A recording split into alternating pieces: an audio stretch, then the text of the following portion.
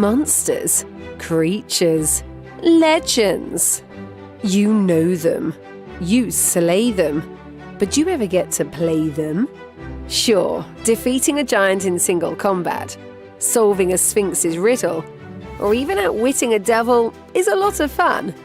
But what if you were the giant, sphinx, or devil? What if you could become the monster? Well, now you can. Continuing the tradition of Year of Monsters, Roll for Combat is proud to present the Year of Legends. Every month, you'll receive a new legendary creature that you can play as a character for either 5e or Pathfinder.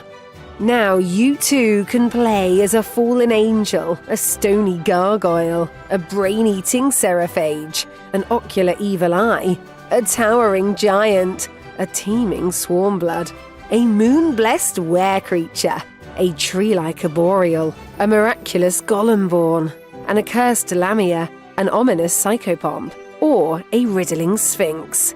You can get all this for less than a cup of coffee every month. But don't delay. If you back the Year of Legends Kickstarter now, you'll receive Devils, a bonus 13th ancestry at the start of the new year. These infernal creatures from hell are the perfect complement to January's other ancestry, Angels. If you back the Kickstarter today, you'll receive both Devils and Angels to kick off 2024. Otherwise, you'll have to wait until 2025 for the Devils to appear. So, won't you give monster characters a chance? Back the Year of Legends today.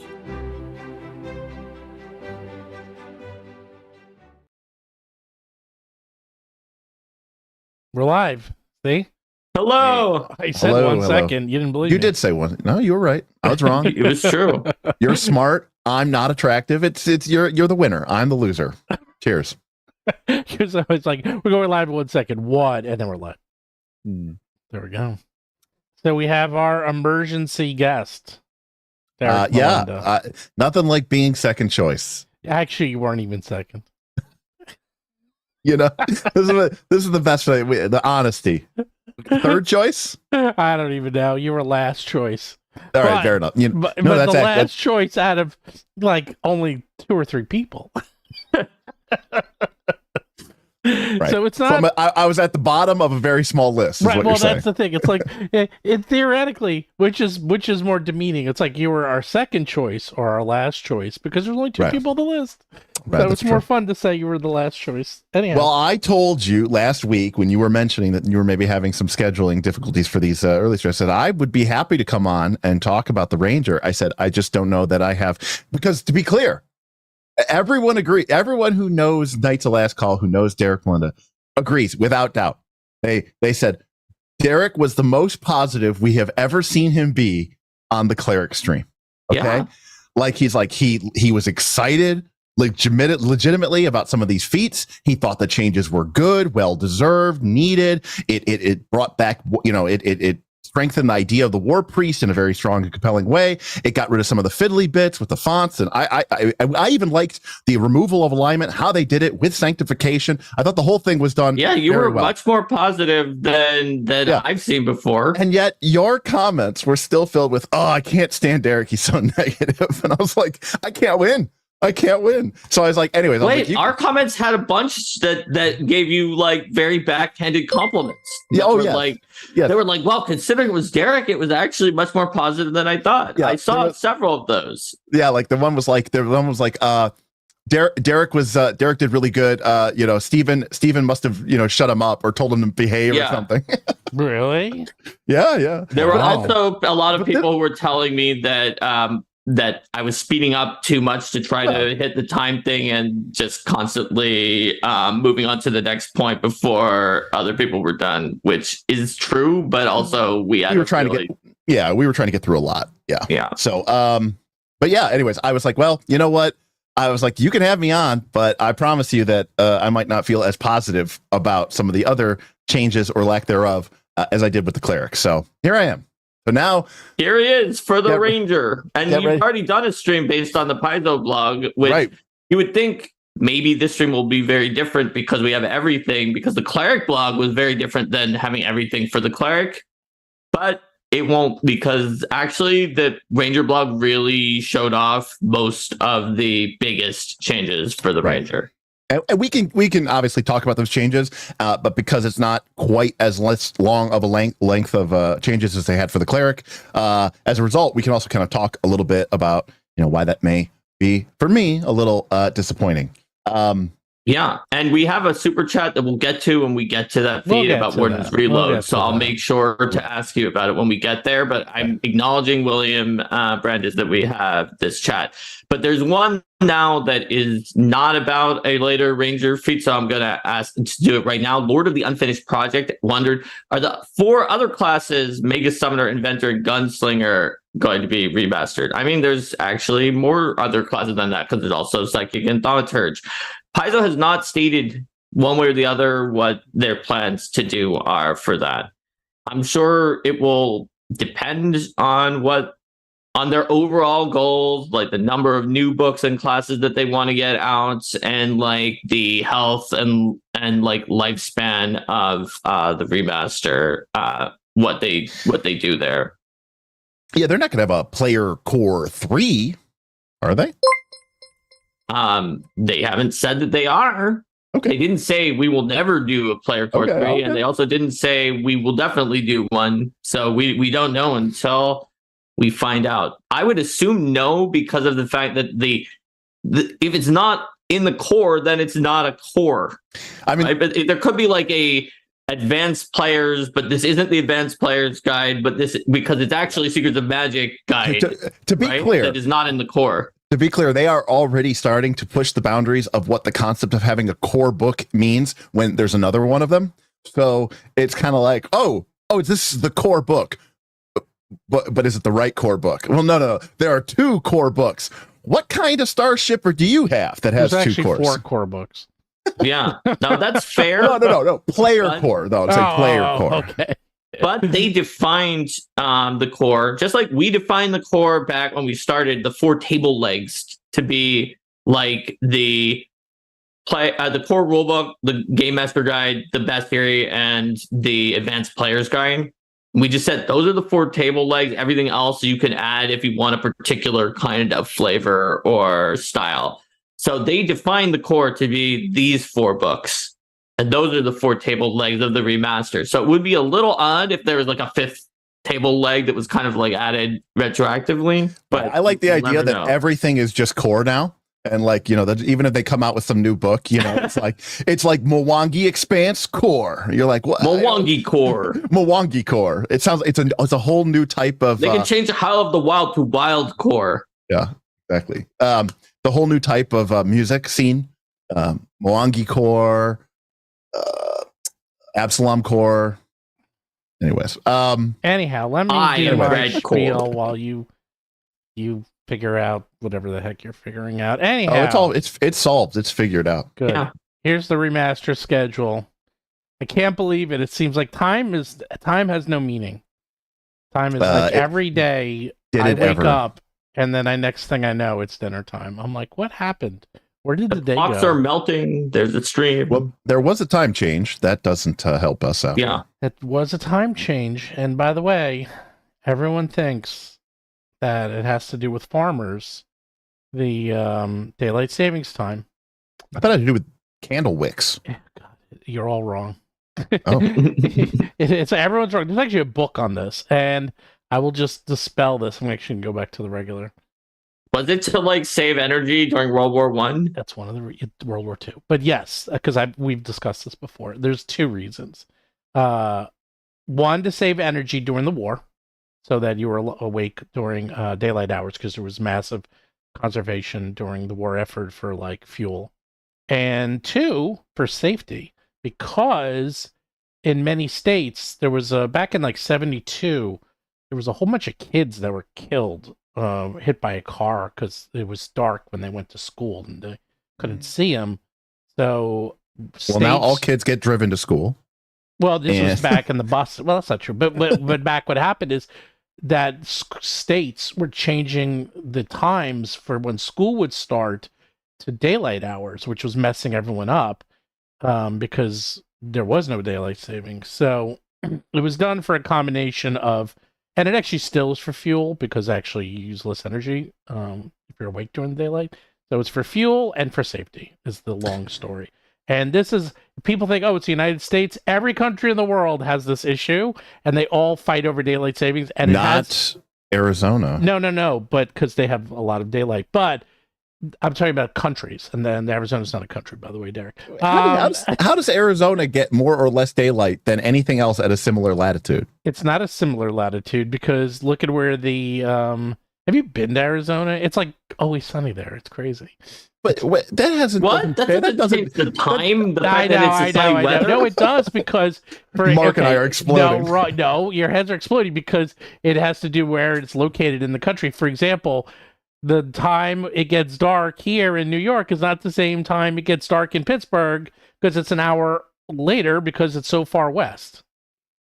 Yeah, but Arizona isn't even that far west in the west time. All right, anyways, doesn't matter. We're here to talk about Arizona does it. There's some reason Arizona doesn't want to do it. You know who wouldn't approve of daylight savings time? The Ranger. Harsk, the Ranger. Well, you might be right, but anyhow, they've gotten rid of daylight savings, and they always bring it back. And it happens all the time because it needs to die. It just needs to die. It works. Anyhow, much like the Rangers' action economy, it just needs to die. The schedule we had all last week.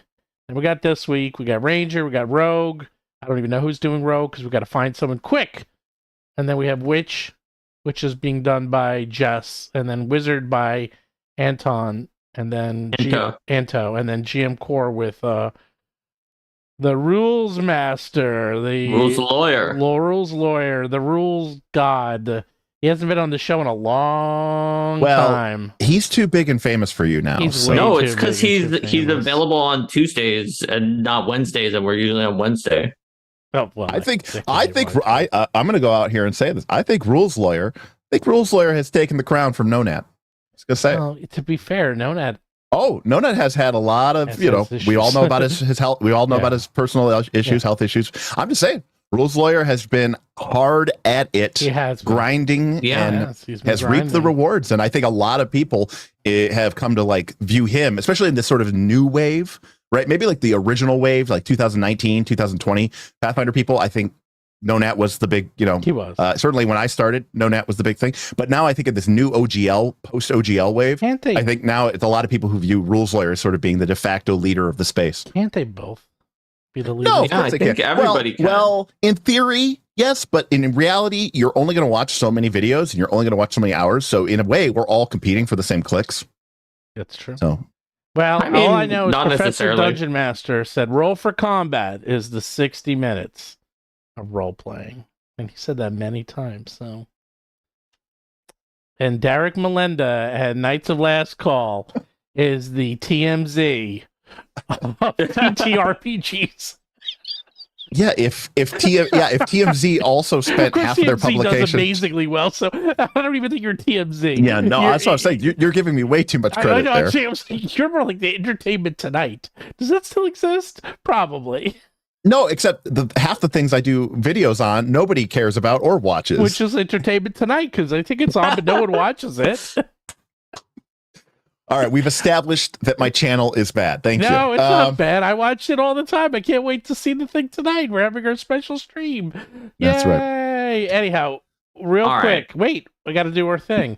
Look at these animated tokens. I got all of them up now so far. If you pledge now during the stream, $99 or higher, you'll get animated tokens. These are some of the angels, and look, I got the dog, I got the angel. She's like the guy's actually redoing it a little because I want the wings outside the ring. But the dog is there. Look at that. Look how good they look without the ring. Actually, they actually look 3D because they got the little drop shadow in there. Ooh, William Brandon has a great one. He says, does the animation stop if you die? Now that everybody's going to be dying much, much, much faster in Pathfinder 2nd Edition, you should definitely create some death animations. Here is your token, 1 round away from death. Well, no one's going to die. That's all fake. Fake news. It is still crazy to me, though, that a significant percentage of the Pathfinder population was apparently playing by a very separate set of rules than the other significant percentage of the Pathfinder population for the last 4 years. Well, I think I'm playing by the wrong rules too, then, because I don't even know what I'm supposed to be playing by. But nobody does, apparently. Well, that's the problem when you have 3 death and dying rules that everyone's playing by the wrong rules. What a surprise, because no one knows what they are. Maybe have one rule set and we'll take care of that. But now we have a 4th one. So we got 4 rules. Who knows? I don't care. I'm playing by the one I like. How about that? The 4th rule is the original rule restated in a clearer fashion. Oh, God. I will say this, Mark. You are a rules. Not only are you a rules expert, but you're a bit of a pedant, right? I would say, in terms of being precise with language. Is gaining the same thing as increasing? I would say that I can see why someone might have thought that it was and like altered the text and be like, "Oh, those are redundant" or something like that. But in an RPG, they usually aren't, right? And so that would be somewhere where, like, if someone was like, "Well, those are basically the same," we could just condense it. But that if it was offered to me up, like an example might be like, during line editing or something like that, they come over with some questions for the design team, or like, can we just change this to say just gaining instead of gaining or increasing? I would say no. I think we should keep them both, because I don't think it's clear that it applies in both situations if you don't keep them both.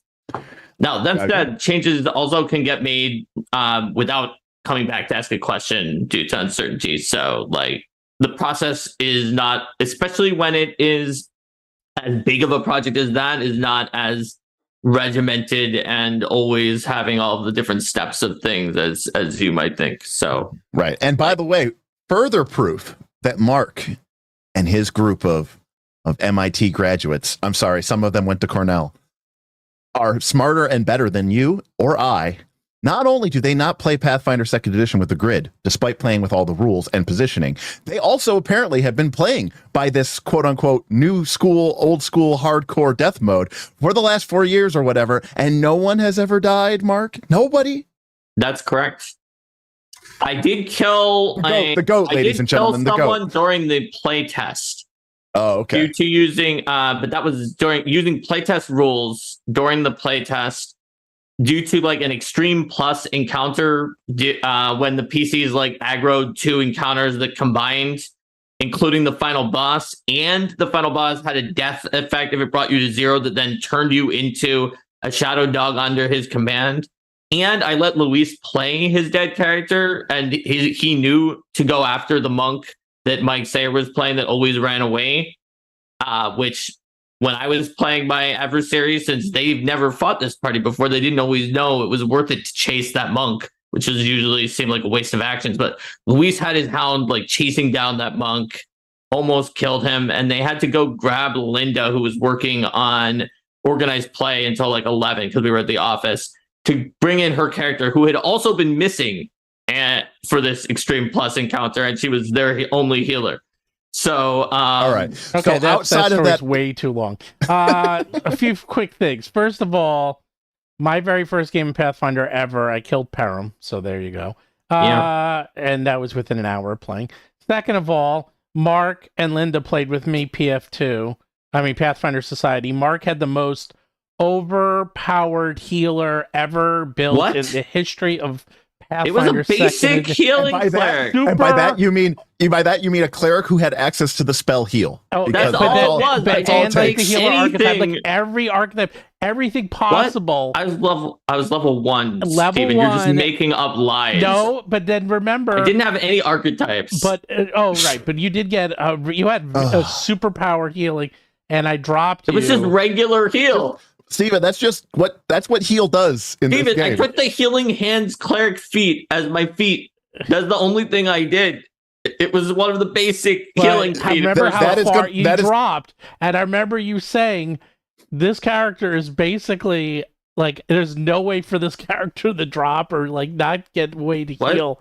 No, I was like, it's bad if my character gets dropped because I'm good at healing. Right, and I got dropped. And it was well. Remember those fails, the saves everywhere. They were like critical. Oh right, yeah. The centipede swarm needed errata because even on a successful save, you still took the poison. Correct. Absolutely, and all the other poisonous swarms don't on a successful save.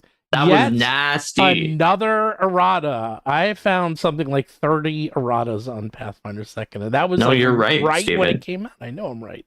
And that was, we were You're all not like, right wait about my character being hyper optimized. No, okay, maybe you're not right about hyper. that. I'm just not used to my guys don't play healers. Clerics, or clerics. So well, see, whereas in my game, if there isn't a cleric who has access to heal, then you have a sorcerer who took crossblood evolution and therefore does access to heal. So there you go. Well, we actually have our sorcerer actually in our game, our sorcerer is the healer. So is it divine? No one plays. I only have sorcerers in my game. That's it. I know that's fine, but I'm saying you could be an arcane or you could be an occult sorcerer, and you could take crossblooded evolution at 8 and pick up heal, make it a signature spell, and boom, there you go. Anyhow, or if you're primal or divine, you just get it naturally. He just gets it. He didn't take any of that. He's probably primal. Yeah, he's primal. Yeah, he didn't even take it. Probably an elementalist. It would be my guess. Yes, correct. Yeah, he's an elementalist primal. So, good guess, Derek. What everybody is. Derek, you're so smart. Not as smart as Mark. It's almost as like you went to MIT or Carnegie Mellon, but you did not. I don't think it matters what college you went to. Some people matters are so much. God, it matters. That's all that matters. Some people are smart for not racking up a big student loan. I didn't rack up a loan. I'm still paying. My dad paid for it, thank God. Oh, there you go. I was gonna wonder if because you got the Andrew Carnegie scholarship for Carnegie Mellon. No. You know what my parents did? I took on the debt. I paid for things, but then because I was still technically legally dependent, they claimed me and took the student tuition discount, and they got the tax refund while I was accruing debt. So anyhow, so we have been adding new animated tokens during the stream if we get a certain number of pledges. We got the Leshy, which we nicknamed the Derik, because why not? We have Moth Face, which I'll nickname Moth Face. The Melinda. So we got both. Now we got to do. Why is Moth Face the Melinda? Why is it related to Derek? Why not? Why not? If you want to do something that's actually related to Derek's last name, he's gonna do an both. Animated token of that big automaton Melednar from no. From He the hates World of Battles of Indigo. He hates Leshies and he hates Moth Face. I can tell already. So what? I probably hate moth face, you but probably do. It's actually a swarm made of moths and their faces. Or its face is like a bunch of moths coming out of its like torso. Or wait. And this is a playable ancestry? Yes. Then I hate it. Okay. I mean, you knew he was going to hate it anyway. What do you hate? Give me some more things to hate so we can get a new token for you, Derek. Well, I mean, Pop It is obviously near the top. We're not doing Pop It. It has to be one of ours. Here's what's so crazy about it. Some of the most absurd shit that you guys are doing is actually the things that I think, like the intelligent weapon, I think is actually probably one that I would almost play that. When you I think that one's actually legitimately compelling. Wait, Steven. Steven, Derek, can we quote you on that? We can put that on the site. What do you say? I would almost play this, Derek Melinda. The intelligent weapon is so cool. I would almost play this, Derek Melinda. AKA, I hate everything. Yeah. Wait, all right, the people are getting restless. They want to hear about the Ranger. But give me something, and then we'll start. All right. What do you hate? What do you hate the most of all the things, of all the ancestries? I mean, that's tough. Oh, the new ones. The pug dog people from Absalom. No, of ours. Of yours. Oh, the eye stalk tentacle thing. Oh, the evil eye. He hates the evil eye. Yeah, that's easy. All right. Well, look, we have a whole bunch of new ones. I would rather play as a squirrel ash than as a look. We have a monk evil eye. Look at that monk evil eye next to Mark. That's brand new. We just got that one. So right. Oh, yeah. So that monk evil eye that is next to Mark. Yeah. That is. That's tough. I don't know which one of the evil eyes. I definitely like whatever you want to call it. I like the one with the hat and the bat wings the most. And that's right. It's a question of which one do I hate more, the monk or the one that has the polearm. It's tough. That is a tough one. It's an X. It is a tough one. All right. Well, we'll call it the Derik hating evil eye.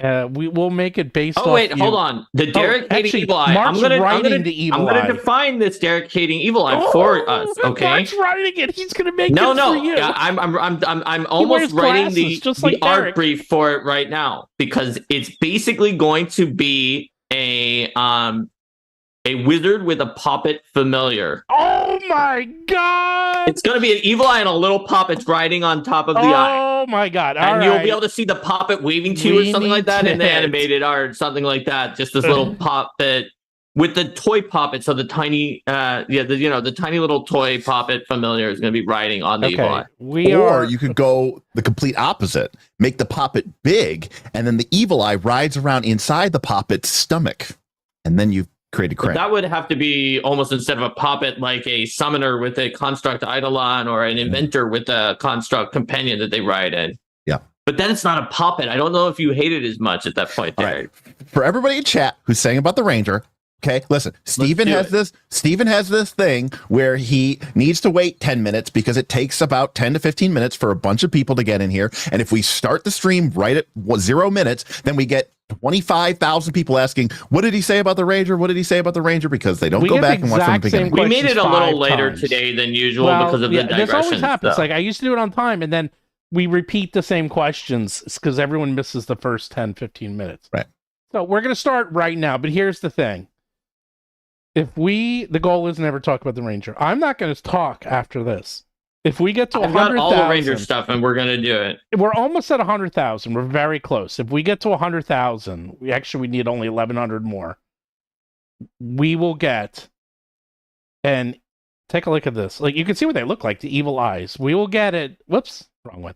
We will get an animated evil eye with a poppet.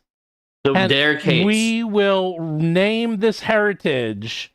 Or it doesn't have. I mean, it's not necessarily a new heritage. It's just, the character after Derik Melenda forever. So if you play the evil eye, the token will say something like that. Game, people will now know that is Derik Melenda's spirit animal. There you go, creature. There we go. But the token can just say like. I didn't think it would be possible, but I want to talk about the Ranger now.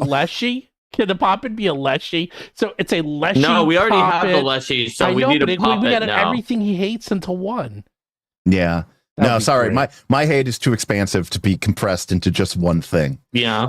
Let's talk about the Ranger. Let's go into the Ranger. We'll keep people updated on how we're going for this. And remember, as Steven said, if you pledge 99 or more, such as the Foundry plus PDF, during the stream, which is now, you will get the animated tokens for free. Yes. So let's start with Ranger. Ranger is on the lighter side for changes. It still has more than the Bard, but it is pretty light. I've wrote down every change that I've seen. So let's start with the class features. As usual, Iron Will changed to Will Expertise. Evasion became Natural Reflexes this time, and Juggernaut became Warden's Endurance. Vigilance, Senses, and Incredible Senses, which were not an OGL name, became Perception Mastery and Perception Legend, which broke the chain. I thought that the chain was that anything that was OGL got changed to a unique name if it was Master or Legendary, or to a non-unique name of just blah Expertise if it was Expert. But this one is Master and Legend, and it changed to the non-unique name. I do want to make a point of criticism here, which is this. I understand that it is not flavorful, but I prefer something that says Perception Legend for an ability, which is essentially you have legendary proficiency perception. And I wish that they had used that nomenclature for all of those proficiencies, increases to weapons, armor, saves, because it just makes it so much clearer and you understand exactly what it says on the tin, and you don't have to figure out that, something means, oh, that actually meant that my fort save went up.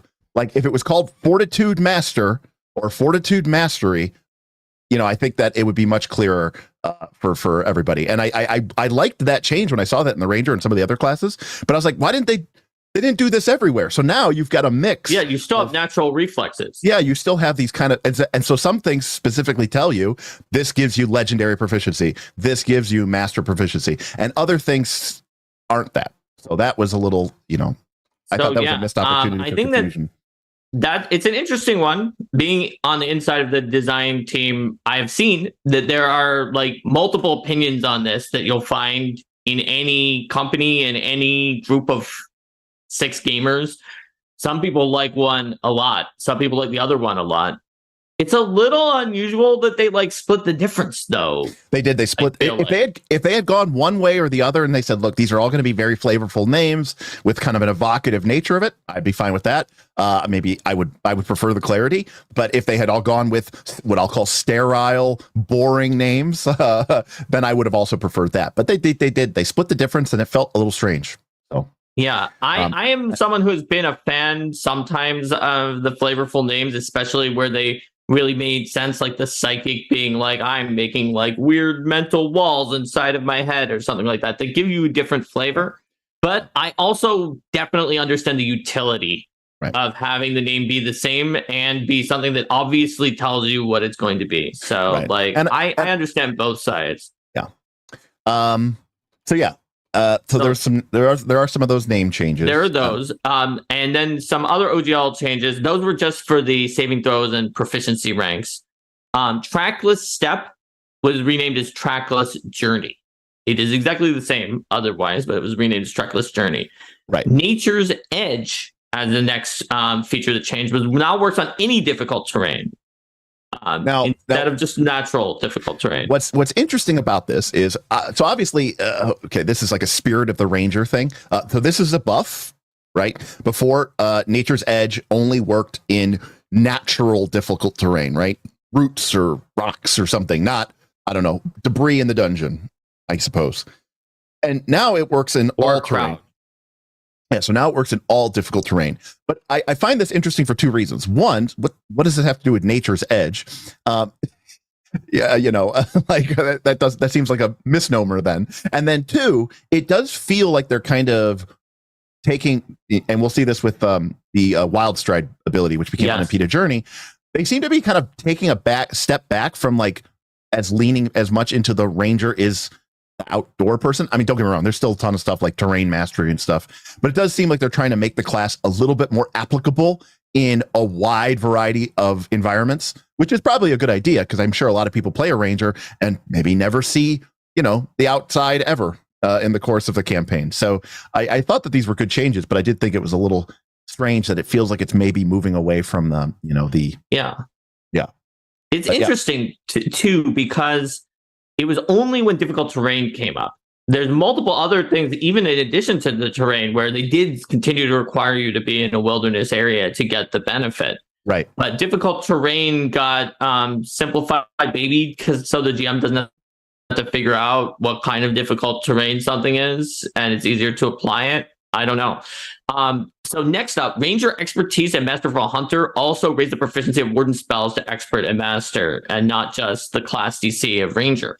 Right. And we saw this was in Sayer's article, where they basically said that, when they originally released the Ranger, the idea of the Ranger spell progression wasn't part of the core book. It came out in the APG. And so now you can see that regardless if you ever take any Warden spells, your Ranger will progress to Trained, Expert, and Master in your, I think, right? Master in your spell. It'll get up to Masterful. Yeah. Absolutely, yes.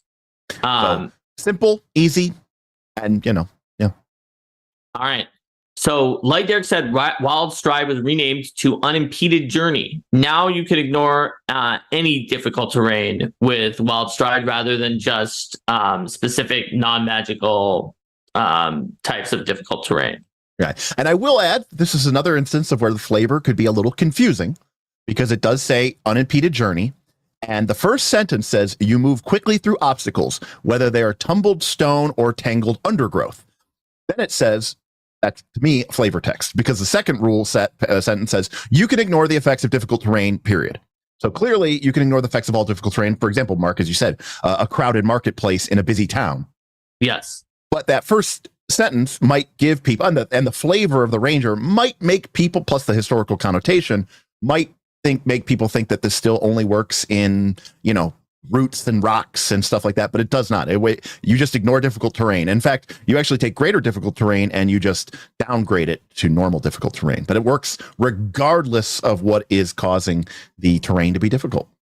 And we see even in the chat for the stream, at least a few people taking both of the sides of the evocative names versus the clearer names. Yeah, I get it. I see both sides on that. Yeah, I actually do see both sides on it. I prefer the clarity of the unevocative names, but I have no problem with the evocative names. Just pick one. Just pick one and lean into that, I guess is what I was going for. But. So another one that's really randomly small change at a very high level is that second skin has been changed to medium armor mastery, and now the benefit of resting in armor without getting fatigued was removed on like a 19th level feature.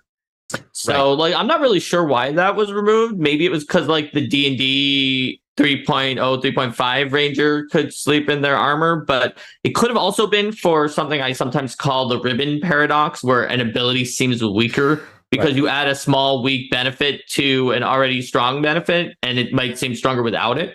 Right. I will say this. If you look at the current, or I should say the Pathfinder 2nd Edition Legacy, second skin was your 19th level class feature that made you master in your armor proficiency. But the flavor text was your armor has become akin to a second skin for you. Your proficiency ranks for light armor, medium armor, and unarmored become master. And when wearing light or medium armor, you can rest normally rather than receiving poor rest. Tying into this idea of my armor is like a second skin to me. I'm just so used to wearing it. Now that they've just named it medium armor mastery, the flavor text is your skill with light and medium armor improves, increasing your ability to avoid blows. So this idea of like you are one with your armor has been taken away. And so maybe that's why they got rid of the rule or the benefit. That's very fair. That's a very fair point. But I still don't know why they changed it. But maybe it's to your point. I don't know. I don't know. Like it could have been to my point. It's something that I've definitely discussed and I've definitely seen the effect. It seems weird. You always think adding something extra that's purely additional always makes a feat stronger and feel stronger, but it's really not true. Right. And it's not just for just some reader who just naively looked at it the first time and maybe like a casual player. I'm talking about hardcore players. I'm talking about even game designers. I once had a professional game designer come to me with like a feat and was like, this kind of seems a bit weak, but I know like you did pass on this feat after the original person. What do you think about it? And I covered up the last sentence and just said, try reading it again. And they read it without the last sentence because it was covered up. And they're like, actually, wait, this is one of the strongest feats in this entire class, isn't it? I was like, it kind of is, but it did have that sentence at the end that was a weak additional ability that made sense in the story that you would also have if you had this feat. But it's making people think that it's weaker, and you're not the only one. So maybe we should remove it. Yeah, and even though that does make it weaker by not having that little weak thing, it raises the density of power in the feat, I guess. Right. Well, my recommendation is that even in the original rule, where you got this ability to sleep in your armor when you were 19th level, I already think that is, even back in the original game, I was like, why did you have to wait 19 levels to be able to do that? That should be maybe something you could have gotten it with expertise, I guess. That's what I'm saying. So if you want to keep that rule in your game, my recommendation as a house rule would be just throw it on somewhere around like level 3 or 5. I mean, medium armor expertise is 11. If you want to put it there, that might be a good compromise. It's not that powerful of ability. It's really more of a flavor thing, but I do think that's a cool ability. And I think it's kind of sad that they took it out, but it was kind of weird that it was such high level ability anyway. So I think that's it. I think that's it for class. That's it for the features. So we can move on to the feats. So the first change, which was highlighted in the blog, was that Crossbow Ace, instead of a boost to simple crossbows, now there are martial crossbows. You don't get a damage boost. Instead, it's a one action flourish that will let you create a diversion or take cover and then reload with a single action. So it helps because the martial crossbow has the backstabber trait. So if you are going to create a diversion and then you can get them like flat-footed in some way, or take cover and get them flat-footed in some way. You can do the backstabber damage to them. Do you think that the game has a responsibility to make all styles or builds of play viable, regardless of feat tax or not? Like maybe just having a crossbow, maybe having a crossbow is a bad idea when you want to shoot a bunch because it's a crossbow, you know? What about the precision ranger edge though? Okay, fair enough. But I guess what I'm trying to say is they obviously changed this because crossbow ace felt like a feat tax because crossbows are simple weapons and simple weapons had this restriction.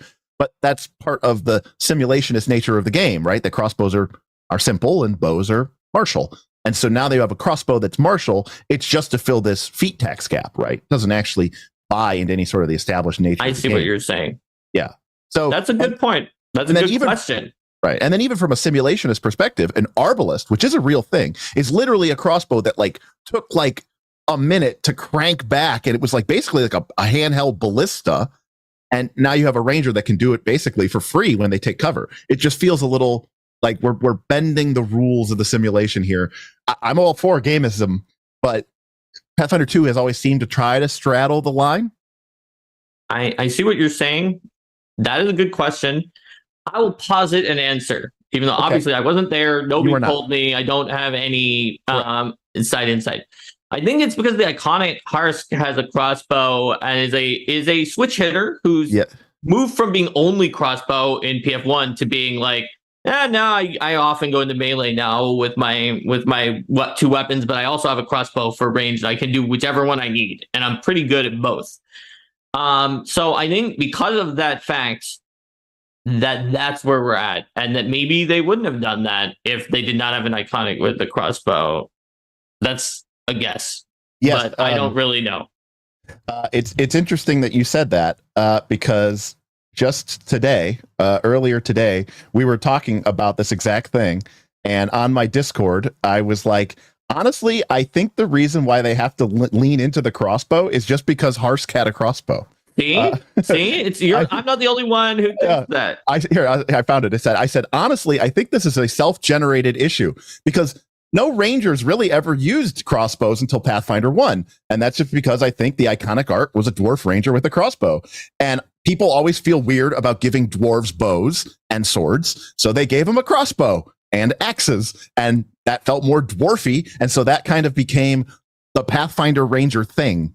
And I think Hart's crossbow and T were an intentional attempt to subvert the dwarven stereotypes, or else he would have wound up with probably two axes in the first place. True. But yeah, in any case, his crossbow in PF1, back when crossbows were like really, really, really not good, made him well known as like the weakest iconic in PF1. I mean, but his Badger companion was okay.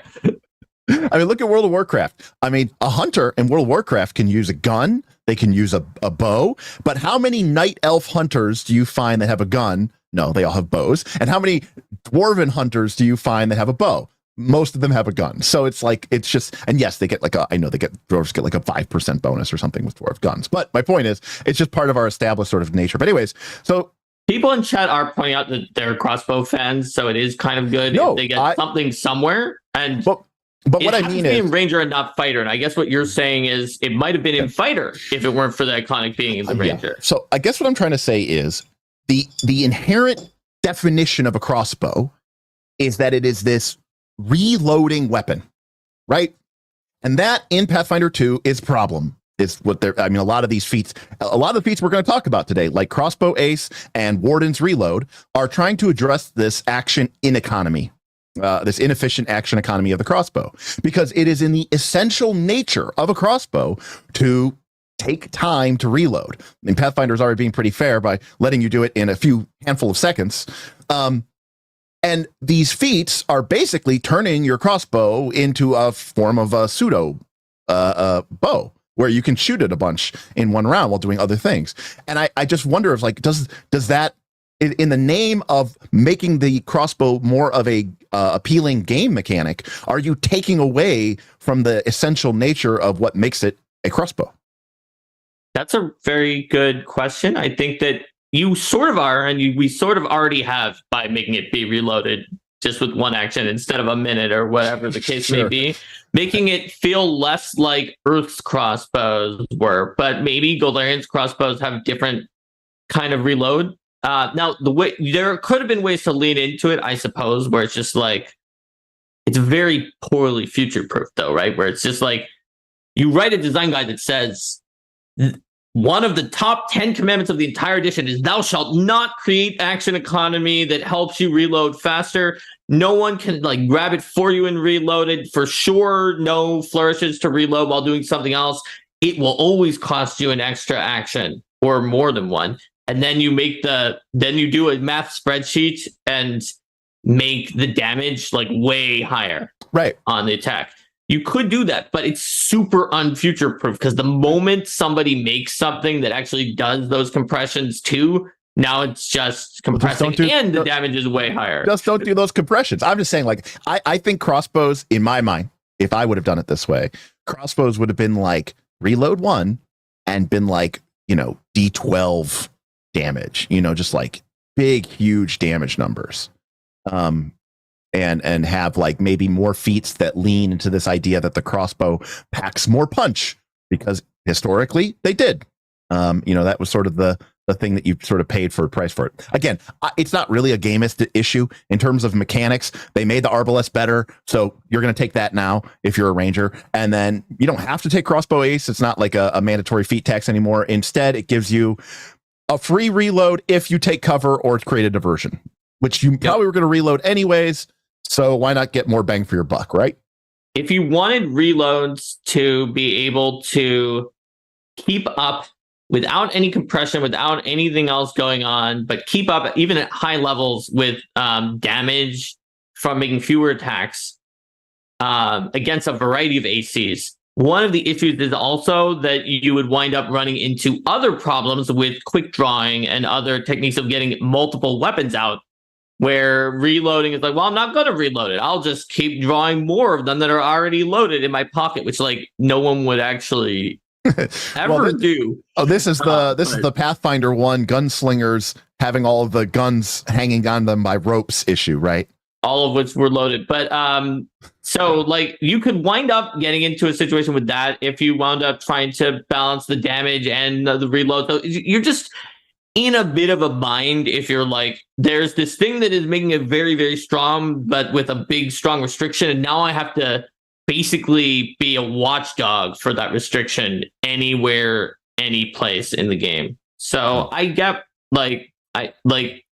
I get that that's something that would not want to be done. And it's something that we didn't do in the initial PF2 and that the remaster didn't change, but you make some very good points. I don't think there's anything wrong with this, and it's cool that they added that. But it's just one of those things that I think is very interesting. As someone who doesn't really have I don't have a dog in that fight in terms of like, I don't particularly love crossbows. I don't particularly dislike crossbows. It's just sort of like interesting to me how they were willing to sort of shift the concept of them a little bit just to make them more applicable in the game. And that's why I was asking you, do you think that as a role-playing game, you have an obligation to make certain things that people are going to want to take viable in the game, even if it doesn't really make much sense? I mean, you just asked it in a much more like biased way than you did the last time. Well, I'm just saying, like, I mean, look, when you can reload a crossbow for free, it doesn't feel like a crossbow. But I mean, fair enough. And I'm not getting into the gunslinger issue because, like, to be honest with you, I feel the same way about the gunslinger. So sure. Let's move on to Warden spells because there's an interesting thing we can both say about that. Did you ever answer that first super chat? Oh no, that was no, we're not there yet. It's a higher level feat. That's a level 16 feat.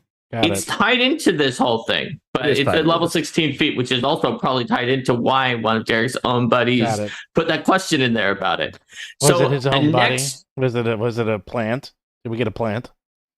I thought I saw that it was someone from Knights of Last Call who put that in there, right? It is. Yeah, see, it was one of Derik's buddies. I remember people's names sometimes. There you go, cheers. All right, so Warden spells were changed so that you don't need a new feat for every single one that was added. Instead, initial rank 1, feat level 1, Now that is an adjustment because there used to be a rank 1 spell, Magic Hide, that was a second level feat, and so it has moved down to a first level feat. Advanced, rank 2, feat level 4. Master, rank 3, feat level 6. And Peerless, rank 5, feat level 10. Like many caster focus spells, they have multiple levels of them, and you can just take whatever you want from the focus spells of that rank at that appropriate feat. So they're called Initiate Warden for initial spells, Advanced Warden for advanced spells, Masterful Warden for master spells, and Peerless Warden for peerless spells. I feel personally that trying to condense it into first, third, and fifth rank instead of having first, second, third, and fifth might have helped. Just not be so cluttered at the early levels. I feel like it's kind of cluttered itself up. Well, it also sort of leans a little bit maybe into this idea, right? Like as a ranger, you're going to have trained spell proficiency, and then eventually expert spell proficiency, and then master spell proficiency. There's sort of an element there of kind of almost tying back into that idea of 3 progressions. So yeah, having first, now second, then third, because they to be clear, it was a welcome change. Instead of having each spell be its own feat, which is just a lot of page space. Like instead they just have Initiate Warden. And when you take Initiate Warden feat, you get to pick one of the 3 Initiate Warden spells: Gravity Weapon, Heal Companion, or Magic Hide, which by the way, to my reading, did not change at all. And you add it to your focus, and you add 1 point. It didn't change, but it moved to be in the first level feat. But the mechanical effect of the effect, And the feat even says you can take this feat multiple times. Each time you do, you can take an additional a warden spell from that list. So that's cool that they combine that. But then, they end up with now 4 tiers of spells. It's a little kind of, and 3 of which are back to back to back. Right. Now they did remove tiers. They removed the level 2 that were still rank 1, and they removed the level 8 because there was only 1 spell in it. And we'll get to that when we look at the... Actually, you know what? We've normally done the focus spells at the end, but there's only like a handful of changes to these focus spells, and they're connected to this. So why don't we just do all sense. 3 of those changes right now? So the Snare Hopping Warden spell was removed. We'll get to this, but all of the Snare feats were removed, and they've said they're just going to put it in Snare Crafter archetype in Player Core 2 once they figure out exactly what they want to do with snares. Which, and again, that makes sense. That was said in the article by Sayer earlier this year, so that's not a surprise. It certainly makes sense as a thing to do, as a strategy to take. And honestly, Snare Crafter was one of the few archetypes that got those feats with as much crescent, or it had as much like pull on them as the Ranger class itself, and did not get them at a later level. So if anybody was going to just give it up to the archetype, it would probably be that.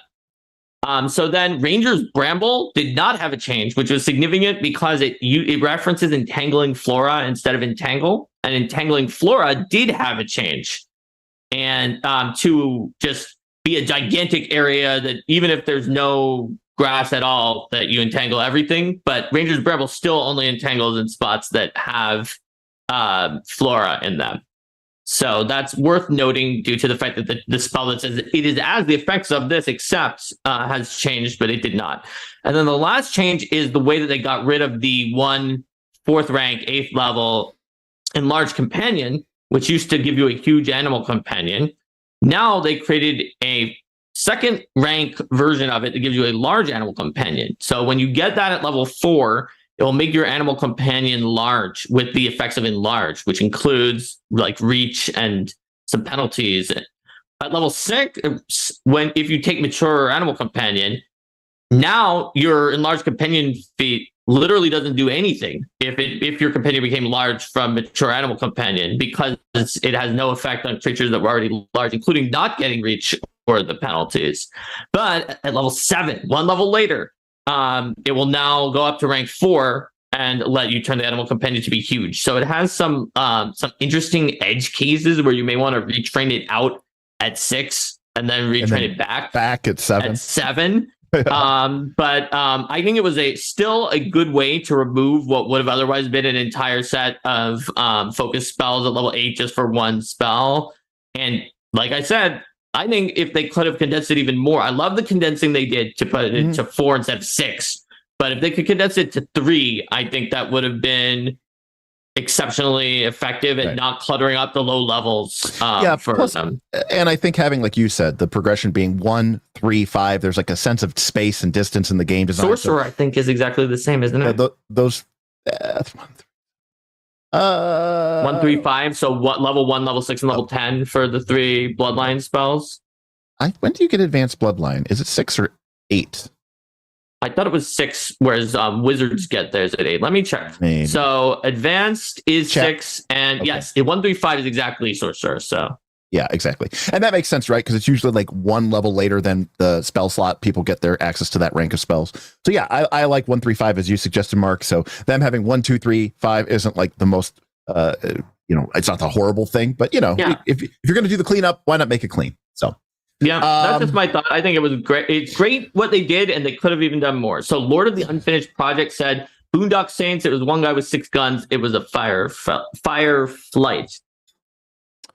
But yeah, so nothing else really changed, though, with the focus spells. They're all the same otherwise. They're all the same otherwise, so let's go back to the feats. Right. At level 2, Wild Empathy was changed to be named Animal Empathy, same as the Druid, although at a higher level. As I mentioned before, all snare feats were removed. This is relevant because the first snare feat would have appeared here at level 2. The favored enemy feat was renamed to favored prey because favored enemy is an OGL term. Deadly aim lost the open trait because that's gone overall and gained the flourish trait. So now it can't be used with hunted shot as a follow-up to deadly aim, which it could be before. Right. So in theory, you can use it second, but giving yourself a penalty on your later attacks, I'm not as sure about. Maybe for a Hail Mary that already needed a 20 to hit or something like that. I don't know. But it's the classic Hail Mary. You see, might as well add 8 damage if at that point if you're going to try it. But so side by side was unchanged, even though, as we'll discuss tomorrow in the Rogue episode, Gang Up was substantially buffed, which was why they buffed that feat is so beyond me. Rogue was a little odd, as we'll talk about tomorrow, in that it was kind of a rich get richer, where there were some things for Rogue that were. It wasn't that the Rogue was the rich that got richer. It was that some elements of the Rogue that were already the rich parts of Rogue got richer, and some elements of the Rogue that may have not been as rich did not get as richer. They also gained that other ability where they can like stride or step and strike or something like that. Anyways, point is the Rogue did very well for itself in the remaster. Yes, I'm not sure why. Not nearly as much as the Cleric, but some of its strongest builds got an even stronger version added, and we'll discuss that tomorrow. Right? Yeah. Gang up, and Opportune Strike already didn't need your help, but thanks. Yeah, that's true. Eagle-Eye, we're definitely talking about the Thief. Yes, that's true. That is 100% true. The Thief the new Thief martial artist / monk meta, depending on if you're willing to stomach 14 strength so you can get flurry of blows, is definitely where we're at. Yeah. Next, just like all the focus feats, Warden's focus now refills your pull and Wellspring was removed. Just like with all of the other ones, I think that for a 12th level feat, it's pretty niche that you know that you do have 10 minutes, but you don't have 30 minutes. It'll happen sometimes. It will come up some percentage of the time, but is it worth your 12th level feat? I got to imagine a lot of people are not going to be taking these refills now that we can just go to 3. Yeah. The main power of it is just already given to you at first level, and that's going to change the whole meta for the game. But the 12th level feat is not that important. And that's assuming that you have 3 focus points, right? So I am assuming that almost everyone's going to get them ASAP, especially if you have free archetype. Yeah. It's on you if you don't have 3 focus points once you reach a certain level now. Right. It's the Rogue Monk 3 focus point meta. Yeah. Real quick. So don't forget, if you have questions, you guys can super chat. We'll always answer them because I'm trying to look for questions in the chat. Everyone's quiet. It's like the quietest stream ever. And people are reacting to us, but they're not as much asking questions. And not a single person has pledged since I guess everyone hates poppets and everyone hates. Yeah, they want to protect Derik from the poppets. I guess so. Not one pledge. Shout out. No one wants animations. No one wants. Okay, fine by me. So Dr. Winks is wondering if you can roll ability scores as a variant in character creation now. So my guess would be no. I don't think so, but I'm did not look closely enough to see if there was something in the character creation that had a sidebar, or like I read it, but I can't deny the negative or confirm the negative that it's not there, but I didn't see it. So I think that you can't now, and that's also because you can't like roll 3d6 or 4d6 because it doesn't go to 18. There's nothing in here about the attribute modifiers or attribute boosts or attribute flaws that says anything about being able to roll it. So. Yeah, I think that you can't, but I'm sure people will come up with rolling methodologies. And as game designers, we can all think of some of them, but there aren't any in the core rulebook. I'm not sure how many people used the rolling method back in PIP to original, but does seem to be gone. Speaking of things that are gone, that's another interesting thing about the Ranger, because more than any of the classes so far, it just had feats removed, including the next feat that we're going to cover, targeting shot. It's just not there. Yeah, there was nothing OGL about it. There didn't seem to be anything wrong about it, and it was in the core rulebook, but it's not there. Here's another fun one. So improved twin riposte. In the fighter, improved twin riposte and improved dueling riposte were changed so that not just the extra reaction you gain, but all reactions, even if you have the 20th level Boundless Reprisals fighter feat, can be done while ignoring the requirements of dueling riposte and twin riposte. The Ranger feat, which is almost exactly the same, was not changed. Only the additional reaction, just like the original core rulebook fighter feat, is allowed to ignore all the requirements on the reaction. So weirdly, the fighter just took a buff on it. Now they were already slightly unparalleled because one of them had a stance and the other one didn't, but the fighter took a buff on it, and it can have a stance that's always active, which is already kind of in a better situation than the Ranger was. And the Ranger kept the original, which I found that very odd. Yeah. I feel like a little just confusing. change them both or neither. Right. Jatude 37. Do you get the spell save DC improvement even if you gain no Warden spells? Yes, you do. Your spell DC will go up as part of your class feature, independent of whether you take any Warden spells. So even if you don't like Warden spells, but you would rather have, other people's spells. Yep. I think it's just in there in Ranger expertise. Or no. It's Derik, that wasn't right. It says if you have Warden spells, your proficiency rank for spell attacks and spell DCs increases to expert. Never mind. So you do need. When you were saying that, I was like, I thought I saw something else, but Derik's looking at it, so I went to check. And then it says if you have Warden spells, you get Master. So it behooves you very much, even if you're going to archetype into another or you have a bunch of other spells from some other source, behooves you a lot to grab one first level Warden spell so that you get 4 more on your DC and spell attack rolls if you're going to do something with DC and spell attack rolls. Not that most Warden spells even have them. Right. Now William is going to be happy because we've made it to Derik's favorite feat, Warden's Reload, which is a new feat that has a free action. When you cast a Warden spell, you reload. Yep. So we saw this feat in the preview article that that Sayer did.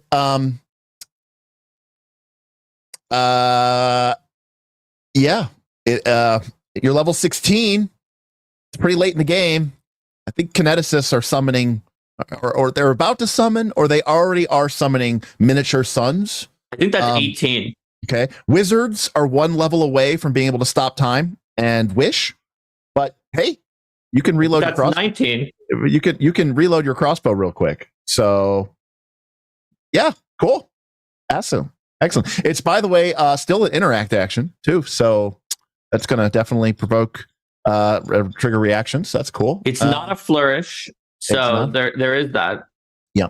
But of course, your last action had to have been to cast a Warden spell. So, you probably cast Gravity Bow or something like that. Yeah. So, so not only does this mean that the Ranger, this is not strictly for crossbow, and it also is strictly for crossbow characters who also have Warden spells. So if you're a purely martial crossbow, so here's the thing. a character who is fully focused on martial crossbow will not be as action efficient with their crossbow as a ranger who is like I dabble in spells. Okay. So there's that. So there you have it. That is so is it a great feat or is it the greatest feat? Yeah, that was the question. Is it the great feat or the greatest feat? I'm going to say that it's a great feat because because it's so niche, because it's specifically a crossbow ranger with an unloaded crossbow who has to also have just cast a warden spell. Right. But then you get it for free. So you can't argue with free. Now, what does a free action reload look like? I don't even know. I guess it does seem very fast. I guess you telepathically will the bolt into the locked position. But yeah, I think almost nothing gives you a free action reload instead of having a reload that's combined with another action. Exactly. So this is strangely not combined. It is distinctly its own free action. It was not an activity that includes the reload in it, like everything else. Yeah. So I do think that this is a little strange, because reloading is going to be it's going to be the, it's going to be the what's the devil? What's the phrase? The devil on your back or whatever. The reload is going to be the thing that really hampers you, and it's a little strange to me that it takes this long and this deep in the game when other people are doing what I will consider to be insanity. Right things that it takes this long to come online. I would have liked to see Warden's reload. Thank you, KJ, monkey on your back. Thank you. I would have liked to see Warden's reload at like level 6 or like level 8, if we're being honest here. Again, I don't think that the idea of a ranger being able to cast a Warden spell, which might be 1 or 2 actions, reload their crossbow and still shoot in a turn, that doesn't feel like something that you need to be nearly to the end of the game to be able to do. Just because the crossbow itself isn't that, it's not like it's so much better than the longbow, right? Like what the Warden's reload is allowing you to do is the same thing that you could do with a longbow anyways, which is cast a Warden spell and shoot, because you don't need to reload the longbow. So I think that's where it's I feel like if they made it into an activity just so it wasn't a free action that's sitting around there, it also would have let them move it down in levels too, because there might have been fewer like weird edge cases with it being a free action. Where if it was just like a 1 or 2 action, do a Warden spell that's 1 action, or if you spend 2 actions, do a Warden spell that's 2 actions, and then reload, something like that. I don't know. So I mean, again, I like it. It makes the crossbow more viable. That's obviously something they were trying to do with this remaster, because again, we're already at level 16 people. So the ranger really didn't get, and we can spend the last whatever half hour of this talking about this, because I would like to talk about it. There weren't a lot of changes to the other aspects of the ranger. If you're a longbow flurry ranger, if you're a sort of a up close and personal ranger, they didn't really change anything to the outwit ranger, the precision ranger. So, there wasn't a whole lot of changes to that. Really, they just kind of consolidated the Warden spells and made crossbows a little bit better. And so it really only applies to that one particular style or niche. We have 2 more changes, one of which is a significant buff to something. Yes. Impossible Flurry, already a strong option for melee flurry ranger, now gains the 20th level feat accurate flurry benefits immediately upon taking Impossible Flurry without needing to take both of those 2 feats. And so now it's just like you've made a mistake if you don't take Impossible Flurry with your melee 2-weapon. And to be clear, Impossible Flurry, 18th level, 3 action activity. It let you make 3 attacks with your right hand and 3 attacks with your left hand, all at your maximum multiple attack penalty, which obviously AKA -2. AKA -2, because you're almost certainly a flurry ranger. You don't have to be a flurry ranger to take this feat, but you almost certainly You've made a horrible life decision if you were not a flurry ranger. And you took that. But they were all at your maximum map. There was a 20th level feat that was an improvement of this. So you had to take the 18 and the 20. And the 20th level feat said the first 2 attacks that you make with each hand are just at 1 increment of multiple attack penalty. And so now you're getting 2 feats for the price of 1. They've shifted the level down from 20 to 18. Yeah, what's not to like about this, right? Yeah, it's a strong option. And final change, pretty negligible. To the End of the Earth, remove divination trait because it no longer exists. From the list of things that are added to the feat when you're detecting people who magically leave, because you're just like, I'm going to follow you to the ends of the earth. Valjean, you have stolen this bread, and now I can magically follow your teleportation. Oh, by the way, and we totally forgot, because we have 205 viewers right now. We need, I'll say, 150 likes to get Derik to sing. Oh, please. And it has to be from Les Mis, because that's all we did sing. Did you hear me? I did a whole, me and Mark did a whole, the whole song, actually. I missed it. I missed it. Oh. So I have to go back and watch it. So, okay.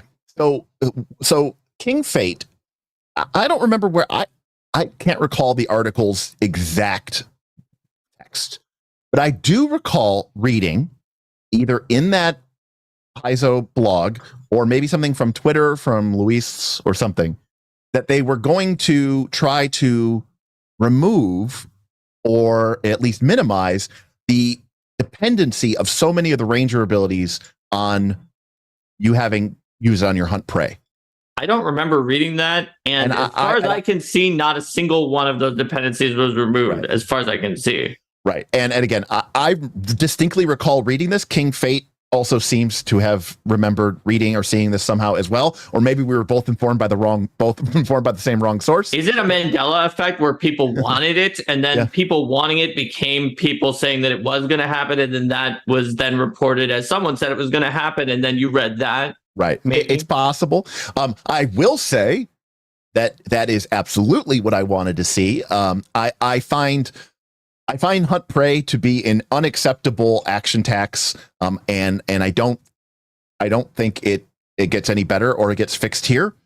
Dead Phoenix also remembers them explicitly saying this as well. So either this is a great conspiracy, Mark, or we're all just sort of reading these things. But again, I just feel like the ranger is put into this situation where they are going to be hunting prey, a number of times in the given course of a fight. There are a lot of their abilities, most of their abilities, from their reaction, which is disrupt prey, to their edges, to hunted shot, to twin takedown. All of these things do not function unless you are using it on your prey. And I just find that to be I don't know. It's not exciting gameplay to me, and it's not interesting gameplay to me. I kind of was hoping that we would see something that we saw similar here to the kineticist, where when the kineticist reactivates their gate, they get this refund of being able to shoot something. And of course, the kineticist can have their gate up when they enter into a combat, so it's like they don't even have to do it ahead of time. I would have loved to see, like, when you hunt prey target, you get making a strike as a free action. I don't know, something. But there's not any point in hunt prey at that point. The difference is that the kineticist little one action blast is not a good use of it's not like the main thing that the kineticist probably wants to do. But that's whereas making a single strike is the main thing that a ranger wants to do. Agreed. But that's by that same definition, the ranger is almost never going to not hunt prey.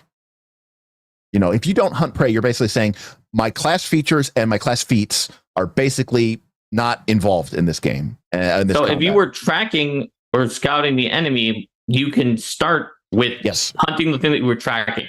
And if that was the big enemy, then you may not even use hunt prey throughout the entire fight. Yeah.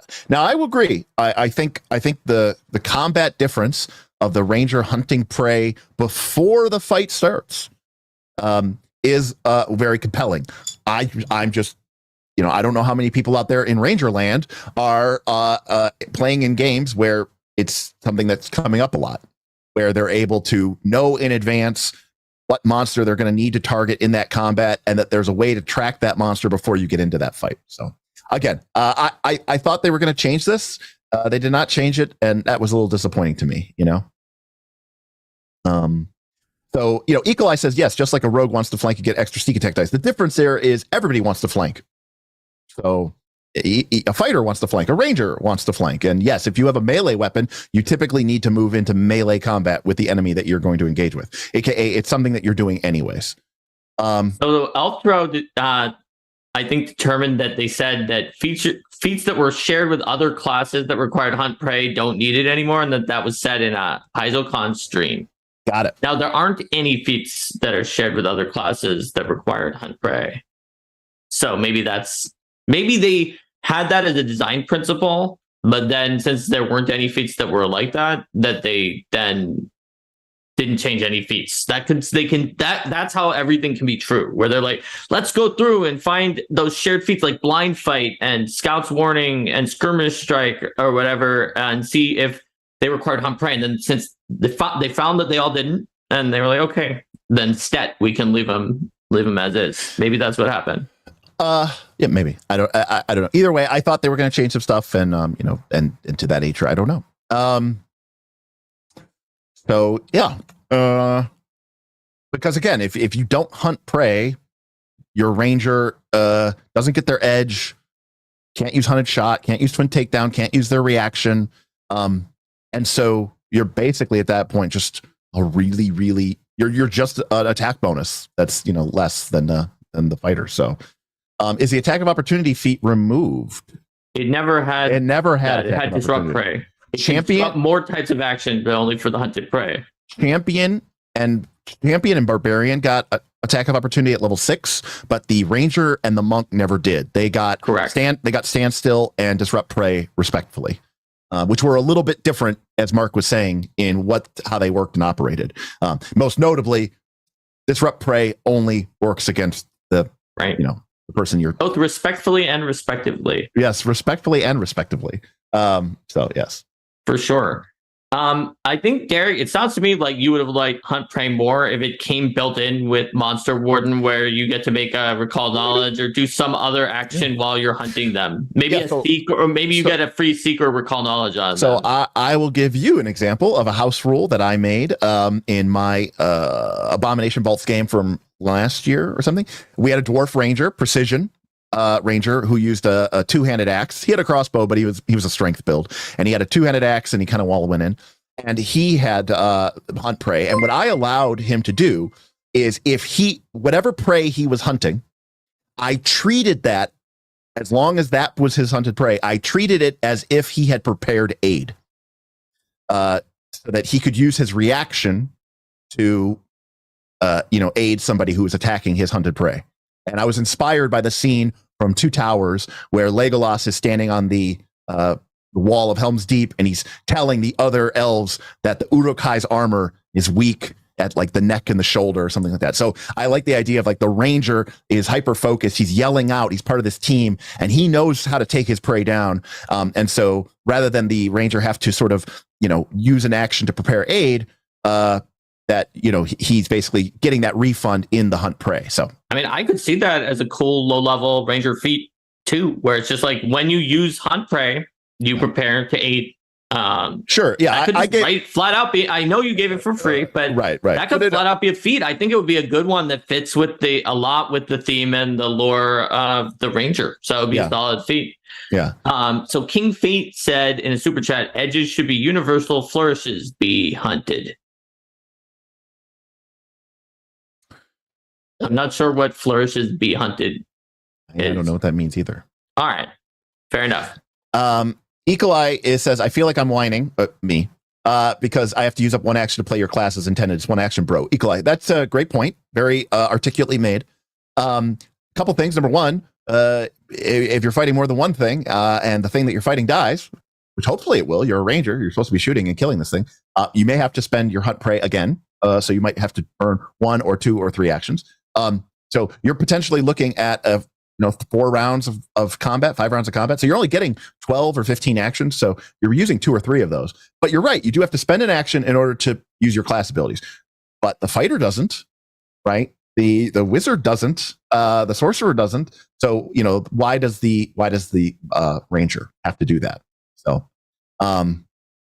Someone in chat thinks that the super chat means that the edges should always be active and the flourishes should be those that require hunt prey. I don't think that's a great idea because they are a non-mandatory feat that you might not even have. So it would get kind of weird at that point. To be fair, it is a little strange simulation. I get the hunter's edge being applied to the thing that I'm focused on, right? I'm hyper focused on this monster. I have precision. I can do the damage. But it's weird that I can't, shoot my arrow.